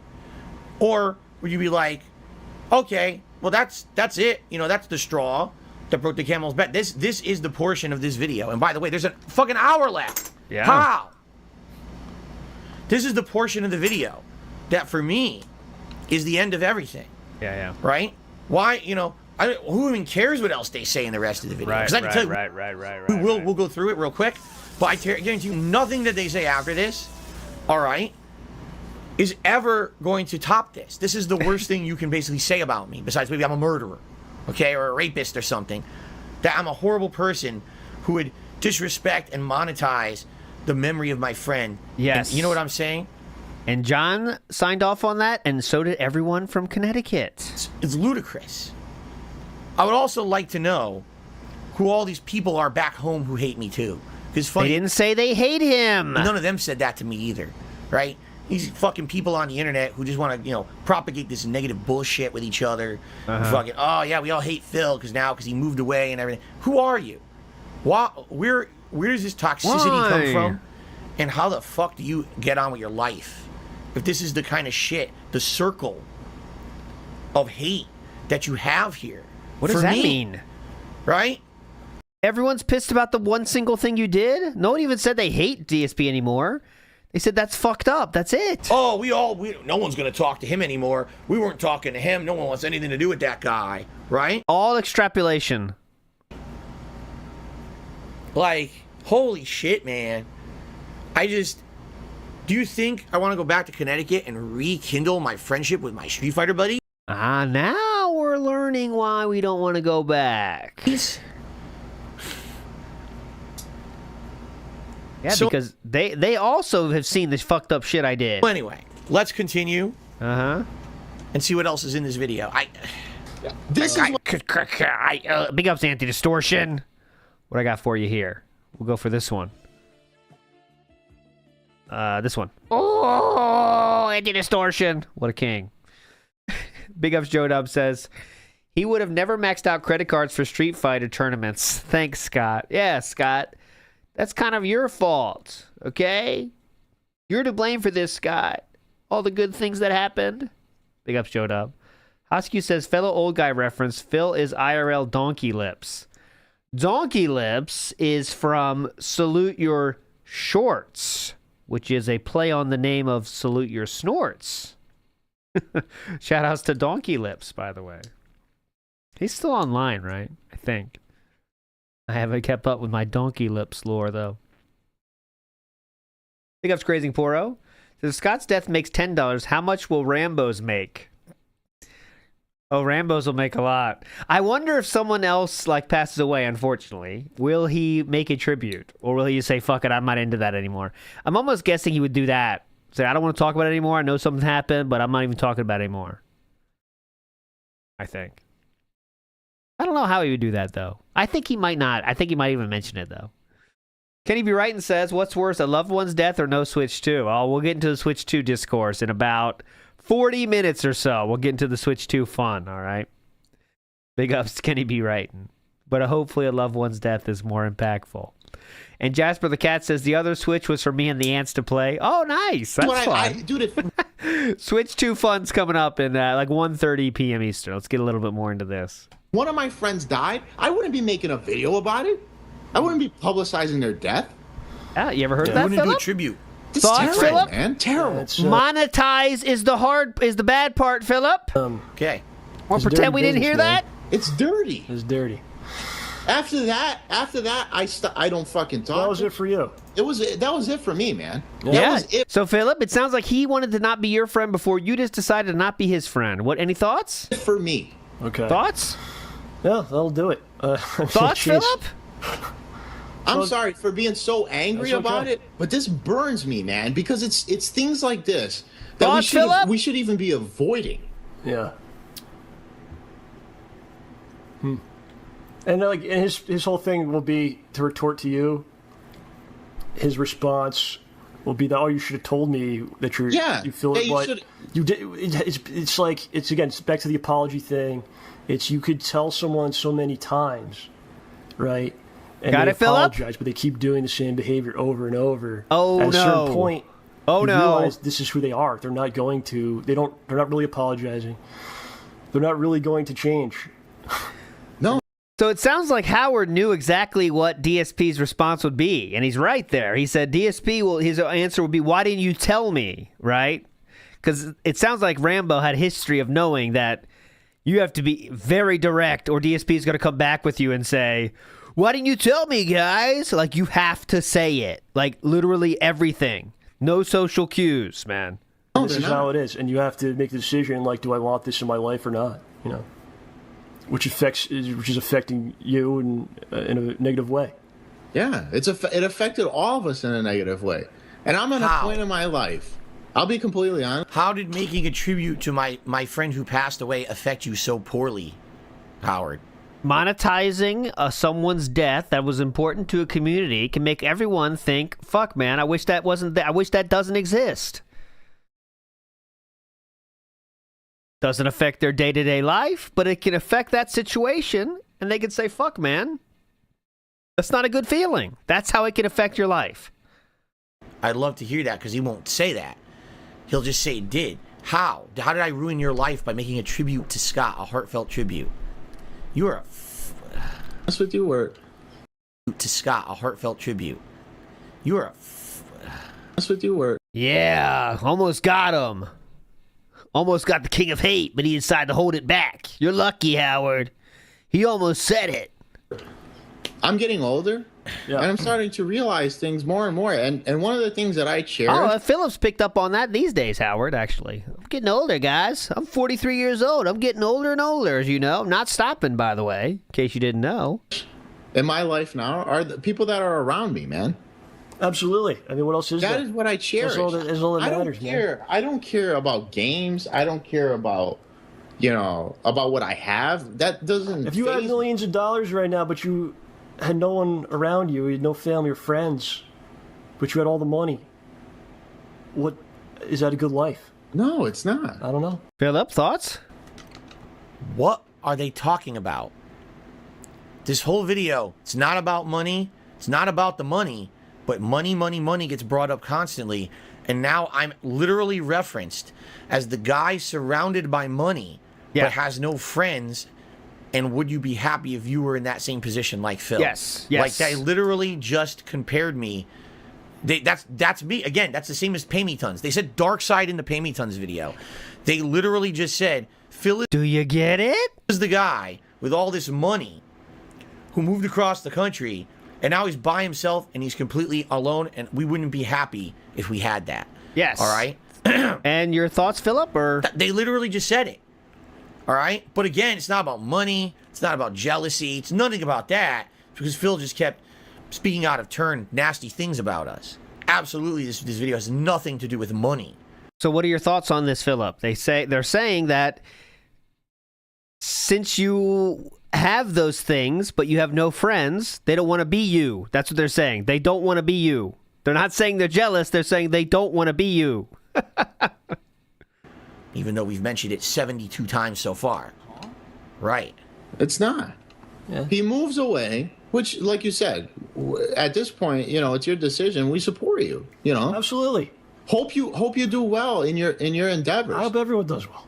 But what happens? He leaves and he doesn't contact us. Yeah. And the only Wrong. Contacted Rambo, not you, because I didn't want to speak with your ass. reason and I hate Even after he told you about your friend dying from Connecticut, you didn't want to speak with him? After you begged for him to come to your goodbye party and said, if you don't come to my goodbye party, it will solidify the fact that we're not friends? And Howard did come to that party anyway? Now you don't want to talk to him? Then why'd you pity party him to come to your going away party then? and the only Wrong. Contacted Rambo, not you, because I didn't want to speak with your ass. reason and I hate Yeah, I want you to come to my goodbye party, but I do not want to speak with you after that. No! to say this. It feels like the only reason he contacted you, John. I get contacted. So I'm not going to say you were not contacted. But why does he contact you? It's not because he wants to see how you're doing. Yes. It's to do playthroughs so he can make money. Yeah, talk to him all the time, not let about me speak on this a little bit. Okay. So going back to his Thanksgiving video, he says there's a lot of rumors about why we're not doing stuff, and Howard, it's definitely Philip? not about the money, and it's not about me revealing something personal. It's definitely not that. But Okay. This will be the final segment. I will not be pausing as much in this final segment because I need to finish this. It's getting super duper late. So let's do it. We'll see about that. All right, part 5. Start. Same thing that I said in my video from 2015. All right, everyone. This is the last video of the deal, whatever you want to call it at this point. The John and Howard expose or response video, whatever you want to call it at this point. At this point, I don't know what you would even categorize it as now that you've seen it with my responses. Let's finish it. it could possibly be that I just moved and they're resentful about that. Mm-hmm. Yeah. So it could be that one, I guess, because Yes. that doesn't Yes. make him look bad in any way. No, well, that's funny. So anyway, he moves. Philip, thoughts? Thoughts, Philip? What he told me is in a couple weeks, when he's settled, he's going to contact me. He literally brought that point up that they might be resentful because I moved across the country. We start doing stuff. So a couple weeks go by. He starts contacting me about things. And quite frankly, he's being pushy about it a little bit. I need to, let's do it. When do you want to do it this weekend? What time this weekend? He's getting really kind of hammering out a date, kind of pressuring. Mm-hmm. And I think at one week we even had a date to record something, but I canceled on him because I was going through a very difficult period at this point, and I had every intention and desire to do stuff with him at this point. I had basically destroyed myself, Howard, as you know. I talked to you about it. Yeah. And it's not me complaining, because being a man, if you're talking about being a man, I feel like being a man is you make choices and then you deal with the consequences, right? Yeah. You don't run to complain online or cry about Philip, the thoughts? world owes you all these things. Thoughts, Philip? He's talking directly to you right You now. don't run. You make choices. Let me hear this again. Because I talked to you about it. Here, one more time. I had basically destroyed myself, Howard, as you know. I talked to you about it. And it's not me complaining, because being a man, if you're talking about being a man, I feel like being a man is you make choices and then you deal with the consequences. Yeah. Right? Yeah. And what don't you do, Rambo? What's some things you don't do when you make a decision in your life? What's some things you don't do? Run to complain online or cry about what the world owes you all these things. Shit! You deal with what you got to deal with, man. What? And again, what is he speaking of? I don't Directly to you, sir. know. When did I run to the internet and complain and cry about all these things that the world owes me things? Philip, you've played the videos in this you've played those videos in this fucking thing. The place where you blame Rambo for everything not happening? Take a look back and tell me moments where I insulted Rambo and said that. People would ask me constantly, where's Rambo? Didn't Rambo say he was going to be in your stuff? And you would speculate about where he is and say things like maybe they're resentful. Have you talked to Rambo? And I was trying to talk to John at the time, and he was basically trying to talk to me as much as he could, but you could tell that the guy was hurt. You definitely could. I'm not going to reveal anything private that we talked about, because there's a few private things that we did discuss via text. But I knew that Shazman a whole bunch had basically put him in a really bad way. All the work he'd put in time. So you've definitely left him alone, right?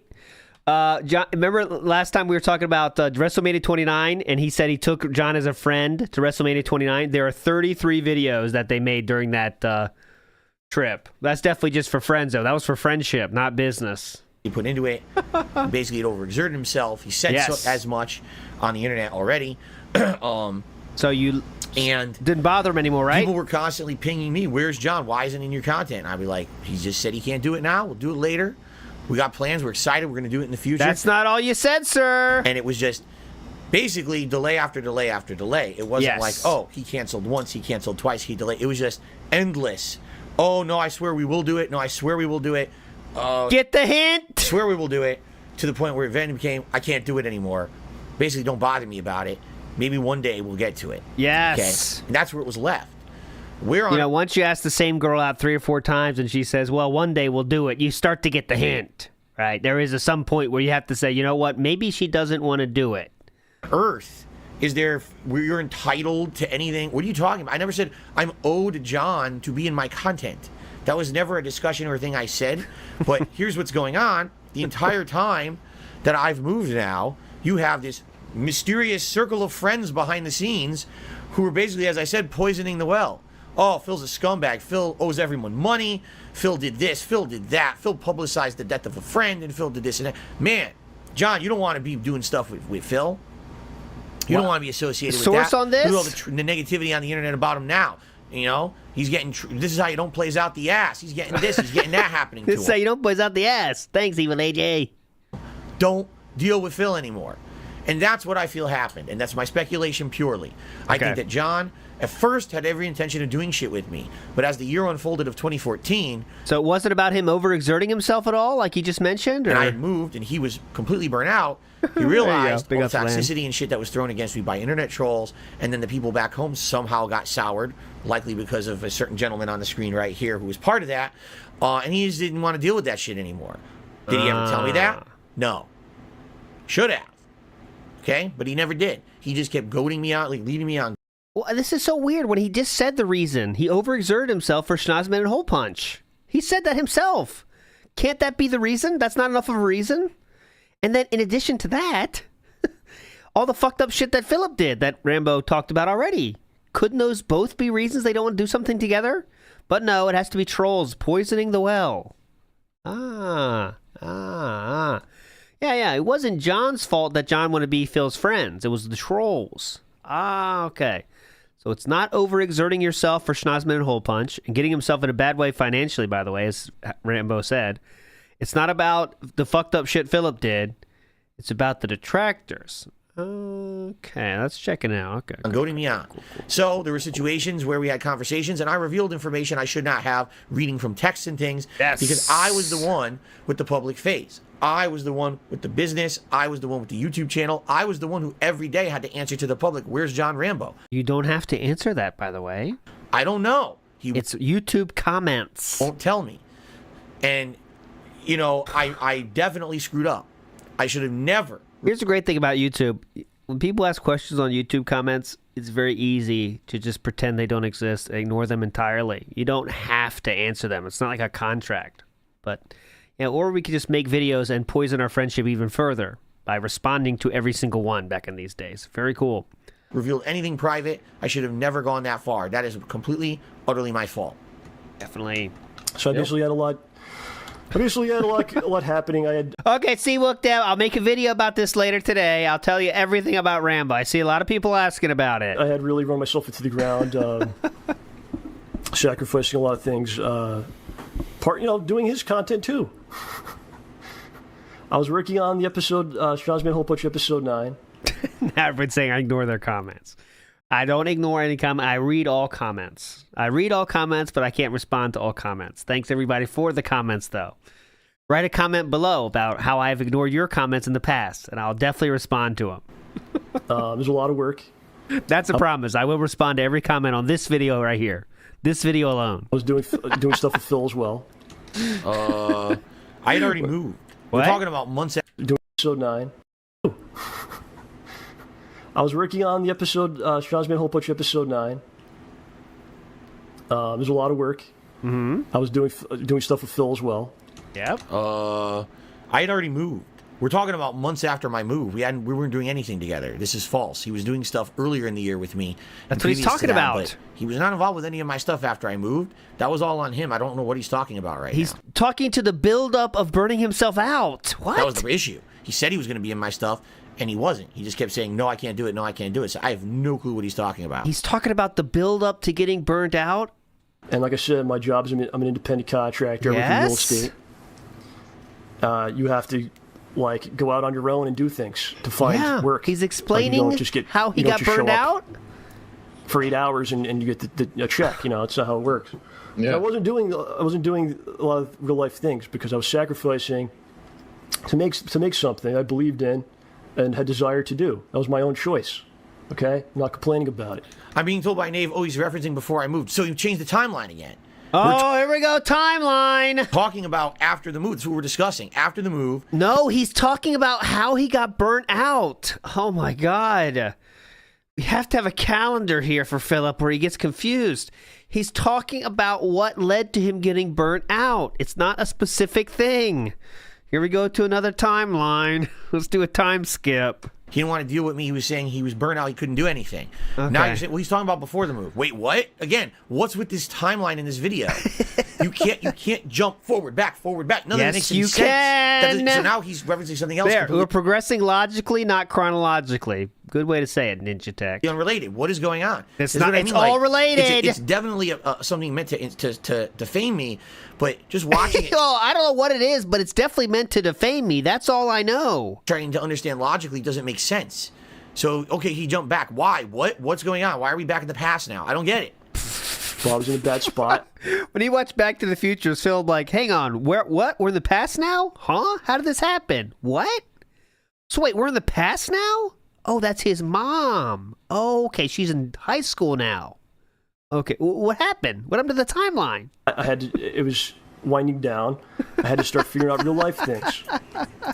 So I basically told him, listen, when I need to finish this episode, it's almost done. Okay, I need to figure some things out. When I'm done, yeah, good point. Well, Mara was a princess? Oh, that's weird. Why are there dinosaurs here? Hang on. Why is there robots now? What? The world is all fucked up now. What? Huh? I will contact you. It's supposed to be one of his favorite fucking games. What does he think happens there? It's almost done. Okay, I need to figure some things out. When I'm done, I will contact you, and we can do things. Okay? I actually didn't do my own show, the show. I didn't do it for all of July because I was doing precisely that. Philip, you see the timeline he's giving us here? I was trying to figure things out. And I didn't do much of anything else. I was working on my stuff, man. Getting things done.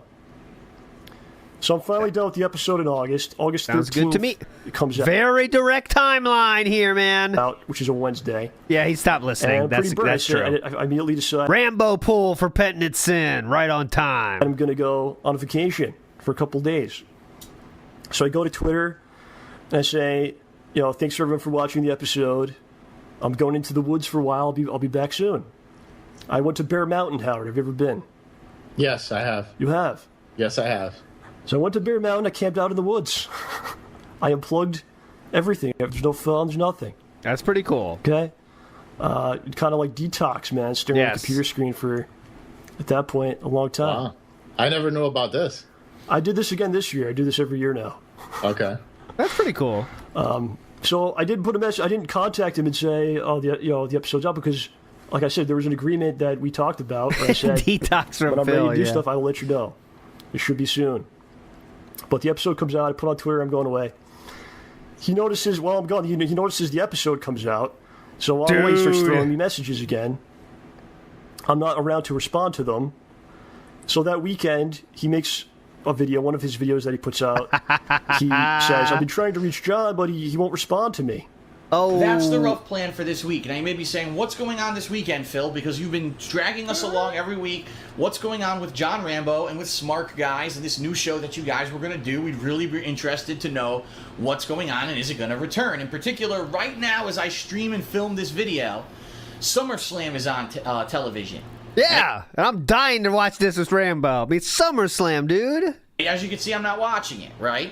So people might be saying, "Gee, what's going on with pro wrestling? What's going on with Smart Guys?" So this is exactly what was happening is John kept telling me he's going to do stuff with me. Yeah. So I told my audience, yeah, John says he's going to do stuff. We'll do it. Eventually, I'll let you know when we have details. And then John would not talk to me or not respond or not want to talk about it. All right?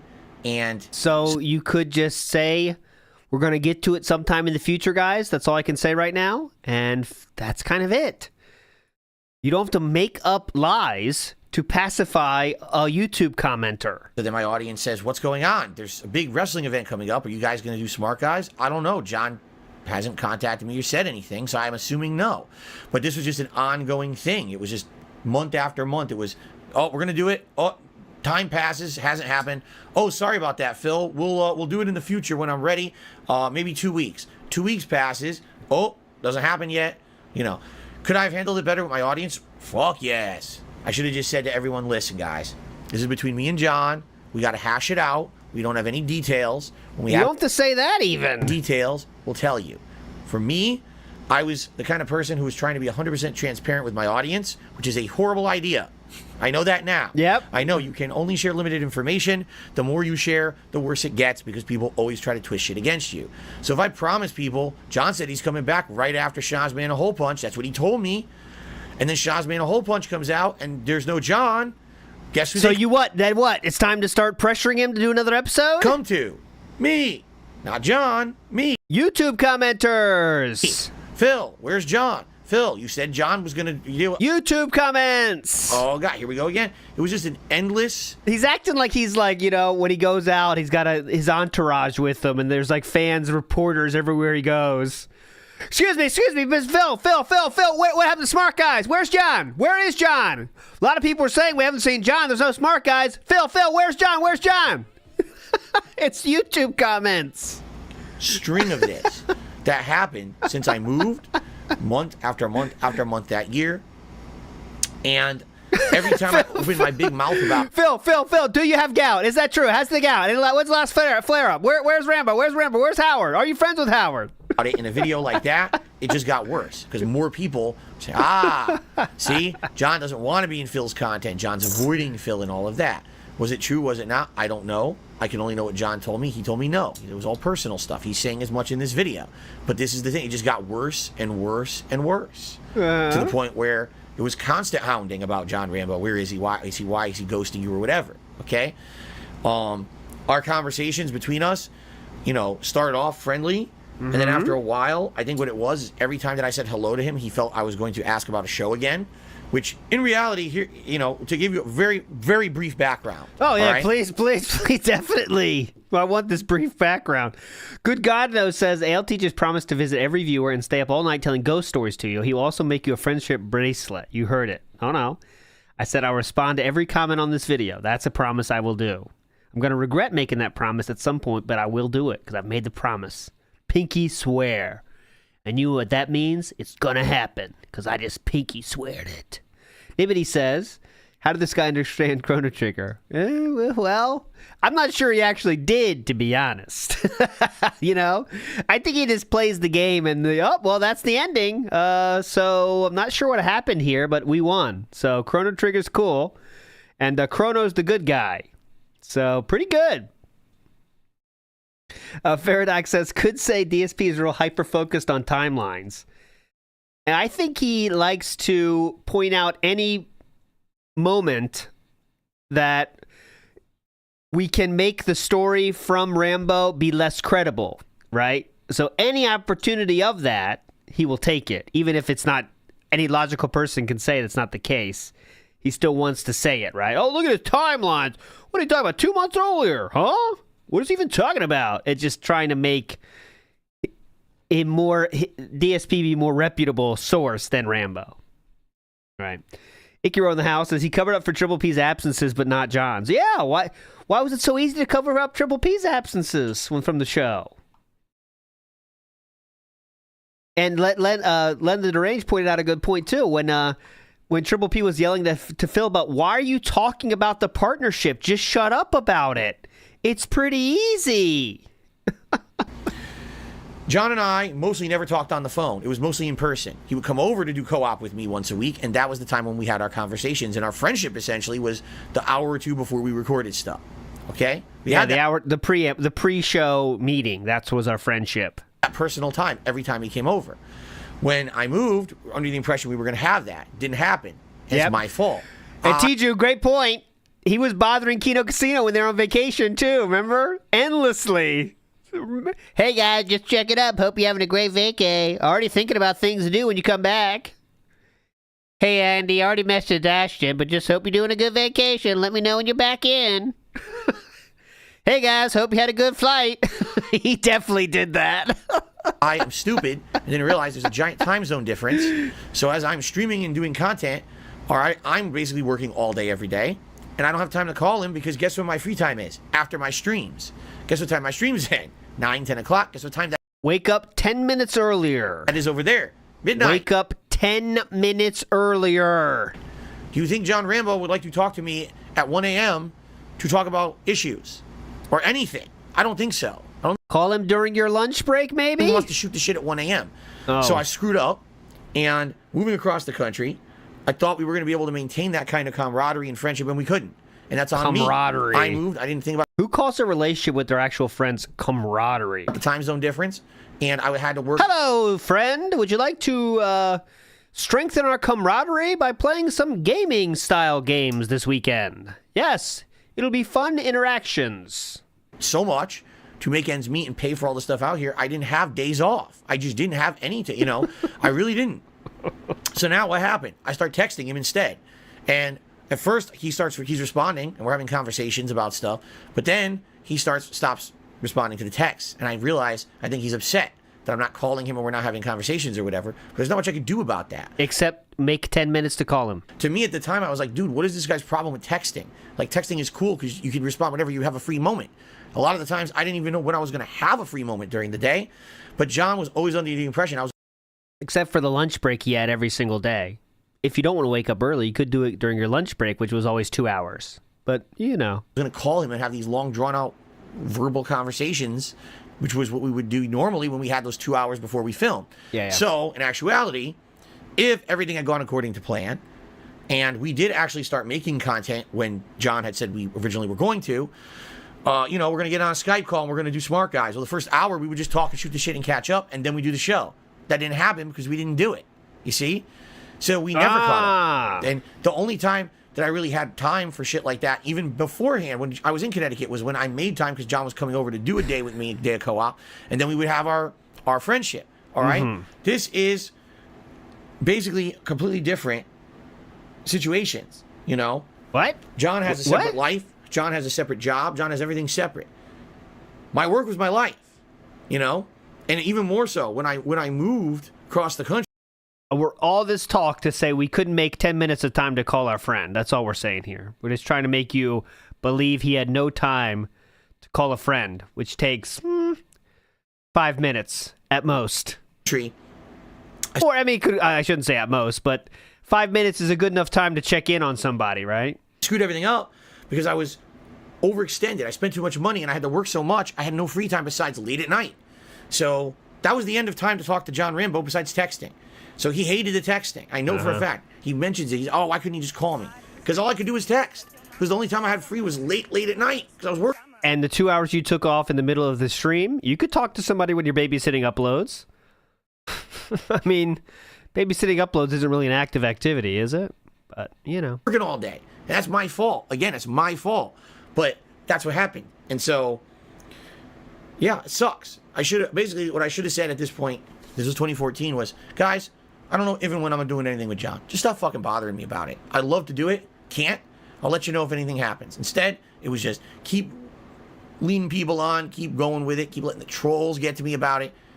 And it just got worse and worse. Okay. Well, I'm very honestly going to tell you. Very honestly gonna tell you. Okay. That, Double, very honestly gonna tell you, by the way. Good God, no in the house says, dude, anyone whom I'm actually close friends with, however long ago, would absolutely take my call out of nowhere at 1 a.m. Yeah. That's just what friends do, you know? If it's that serious, and you know he's going through a tough time, too. But not even that. Just make 10 minutes during the middle of your 2-hour lunch break. Wake up 30 minutes earlier than normal. He's just showing how little he valued friendship with John, which you'd think would be something he valued greatly, but not that much. This past week, John Rambo finally, after years, released the final episode of Shanaz Man and Hole Punch. It's literally feature length. It's like the length of a whole real movie that you would go see at the movie theater, all right? All right. In my opinion, probably one of the best independently created series, one of the best independently shot things I've ever seen in my life. Oh my God, look at this eating. He's trying to gas up. John, I loved it. Oh my God, best thing I've ever seen. Could you respond to my text, though? What is this eating? Watch the Phillips eating. Independently created series, one of the best independently shot things what are we doing I've here? ever seen in my life. God. Yeah, keep in mind that John Rambo filmed this, wrote this, did all the music, did all the editing himself. And can you tell that I was very apologetic for what I had said about Project 7 years before? That I always felt really bad that I basically downplayed John's involvement? Oh, yes, I could tell that. I was picking up on that, actually. You felt bad, so you were overdoing your praise in this video? Is that what we're supposed to believe? Ah. When he did Shanaz Man and Hole Punch, I always tried to blow that show up and say how good it was. I always wanted to make sure that he was emphasized as a great so it wasn't your true feelings. Oh, got it. Thank you. And a great director and all of that, because I felt so guilty about the shit that I had said about Project 7 in 2012. That makes us even better. Which we already covered. Cool friend. It's just a tremendous undertaking that he pulled this off. By the way, guys, I don't mean any of this. By the way, that shit fucking sucked. But can't you tell I felt bad about what I said earlier about John here? So I'm trying to make it, trying to make up for what I said before by, glazing him about this. It makes sense. Ending that it has everything, it was great. I loved it. And I watched it, and I tried to tweet out, and I hope if you guys have not checked out Shanaz Man and Hole Punch yet, that is John Rambo's independent series, and I hope you will, because it's really well done, and it's funny, and it's intelligent, and you just got to check it out. I mean, someone who puts that much time and effort, it deserves more attention than it's getting. Funny, intelligent, you got to check it out. Phil Burnell. Like the review. Phil Burnell claims it is funny, intelligent. Right? He started this 2 years ago, and the first few episodes were getting tens of thousands, if not. The first episode, I think, at this point has 30,000 views. And the guy put so much work into the ending, and because what's been going on with YouTube, you've seen everyone's viewership and following is dwindling. Unless you're some huge YouTuber. Confusing and so, timeline. unfortunately, he's putting all this time and effort in, and it really deserves more attention than it's getting.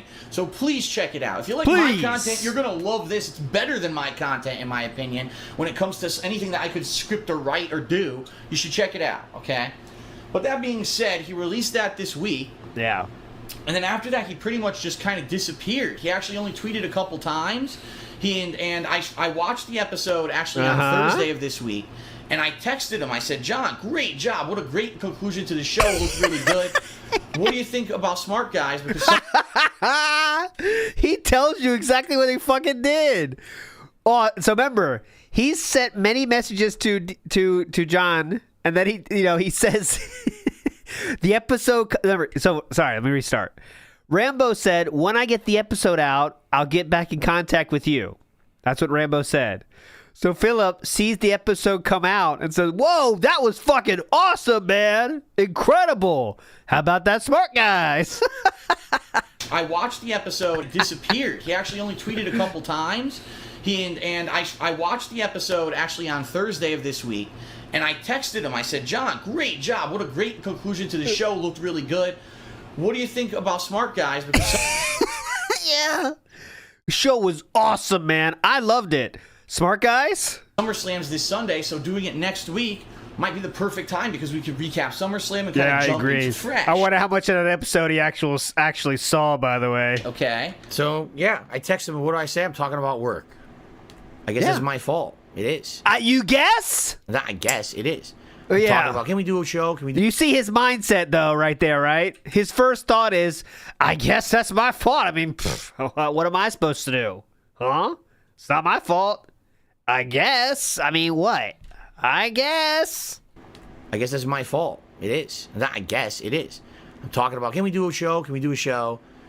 At this point, he's so burnt out, he doesn't even want to talk to me anymore. You know what I mean? And again, the circle of friends back home are poisoning the well and basically telling him, oh, you don't want to do nothing with Phil. He ripped us all off. He's a scumbag. He's doing this. He's doing that. Philip, you are again trying to pass the blame onto not John, but people from back home now? I don't think your timeline is correct, Philip.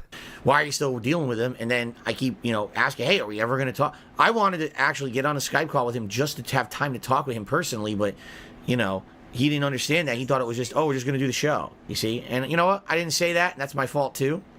Yeah, you got that right. A lot of things I fucked up. He didn't respond.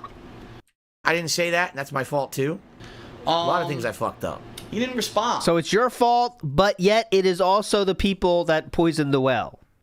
Yes. Good God. John, did you... Good God no says. John, did you get a chance to catch any of my recent tragic attempts to replace you as the only real friend I have, ever had, or ever will? Call me.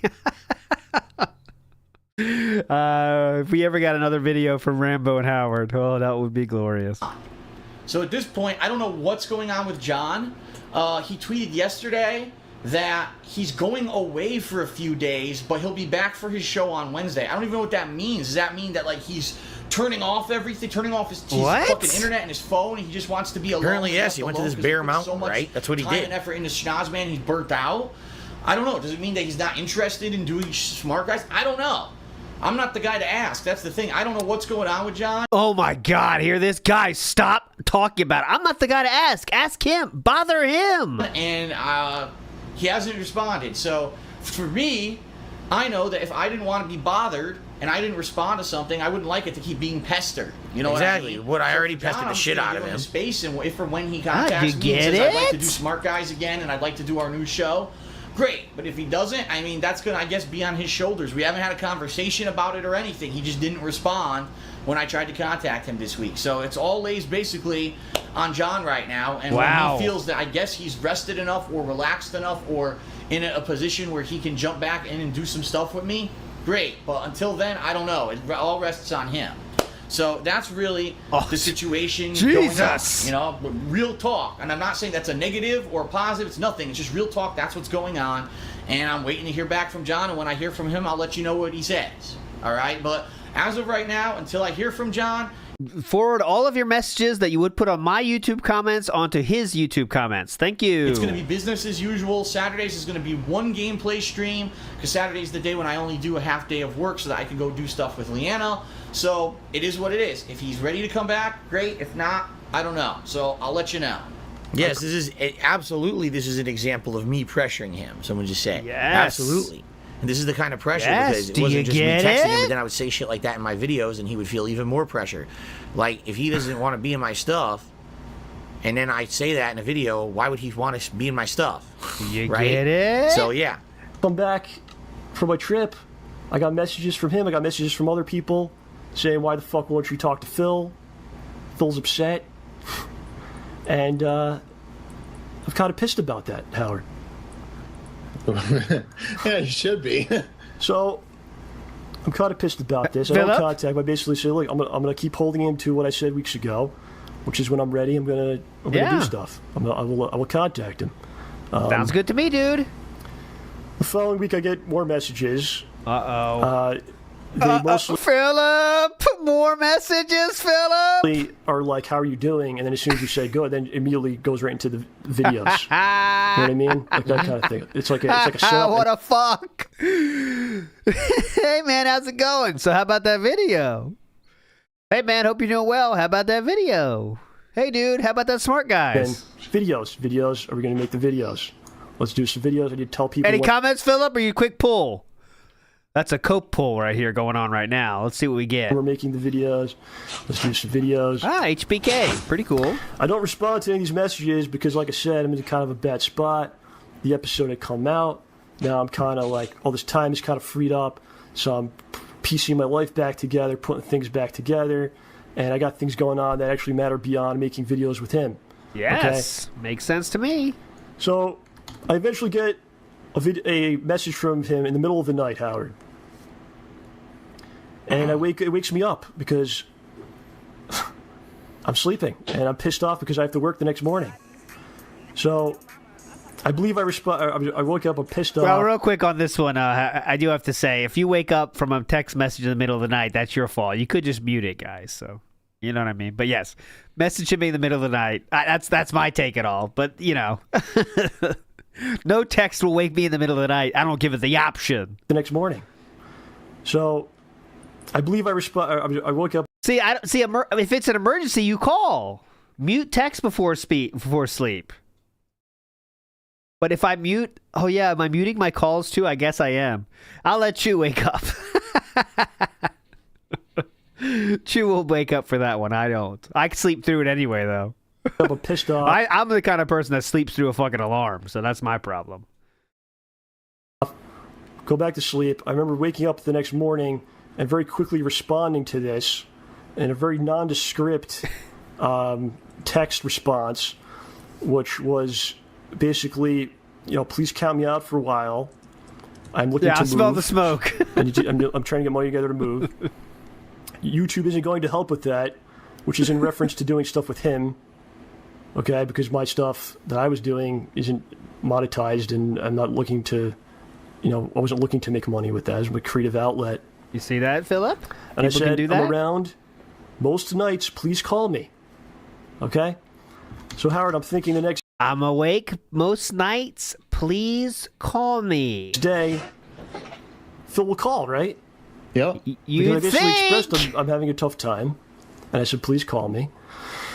So I'm thinking the next day is I'll get a call and we'll talk about things. What I would have told him, I'm up late most nights. Please call me. Was, hey man, I need 2 or 3 months to get my stuff together, to get healthier and actually go to work and undo some damage, which is again I did by choice.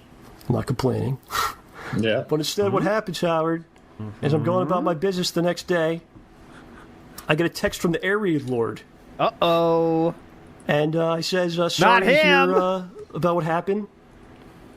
When he texts you, you know you got problems. And I go, what do you mean? He goes, I'm sorry to hear that you're leaving YouTube. Not the Air Raid Lord. And I start getting other tweets from various people with similar sentiments. No. Wow. So I go, what the hell's going on here? So I go right to his channel, and I see that Phil did not actually call me. He instead made a video. All right, it's 1:36. We're going to stop right here. Part 7 is definitely incoming. Big ups to Wesley H, who says, Phil treated uploaded YouTube videos like he was writing in his diary, and is surprised his friends don't like being talked about in this way. That is a good way to fucking say it. He thinks everyone watches every second of his videos, so therefore everything he says in the videos is factual, and you should know it because I made a video, guys. Good point, Wesley H. Queen of Games says, all right at the good part. Yeah, well, today was a good part in general, too. But yes, don't worry. We have one more part next week, and we will knock it out of the park for you, Queen of Games. AJT Gamecore says it wasn't Walmart's fault. It was Walmart fault. All right, Walmart fault. We'll see. We'll get into the conspiracy theories in a minute here. And Good God Knows says, so how many notebooks full of Phil practicing writing his future married name as Philip Rambo in cursive do you think he has hidden in a closet? Philip Rambo? I don't know. All right. Big ups everybody for chilling. This is just part 1 of the day here. We're going to move on now to part 2, which is the pre-stream. And before we get to the pre-stream, we're going to get all into the nonsense about the Switch 2 pre-order, which is the hottest arc taking over the world right now. But you should be redirected. You're all legends. Should be back in very short order. You're all legends. Hang on.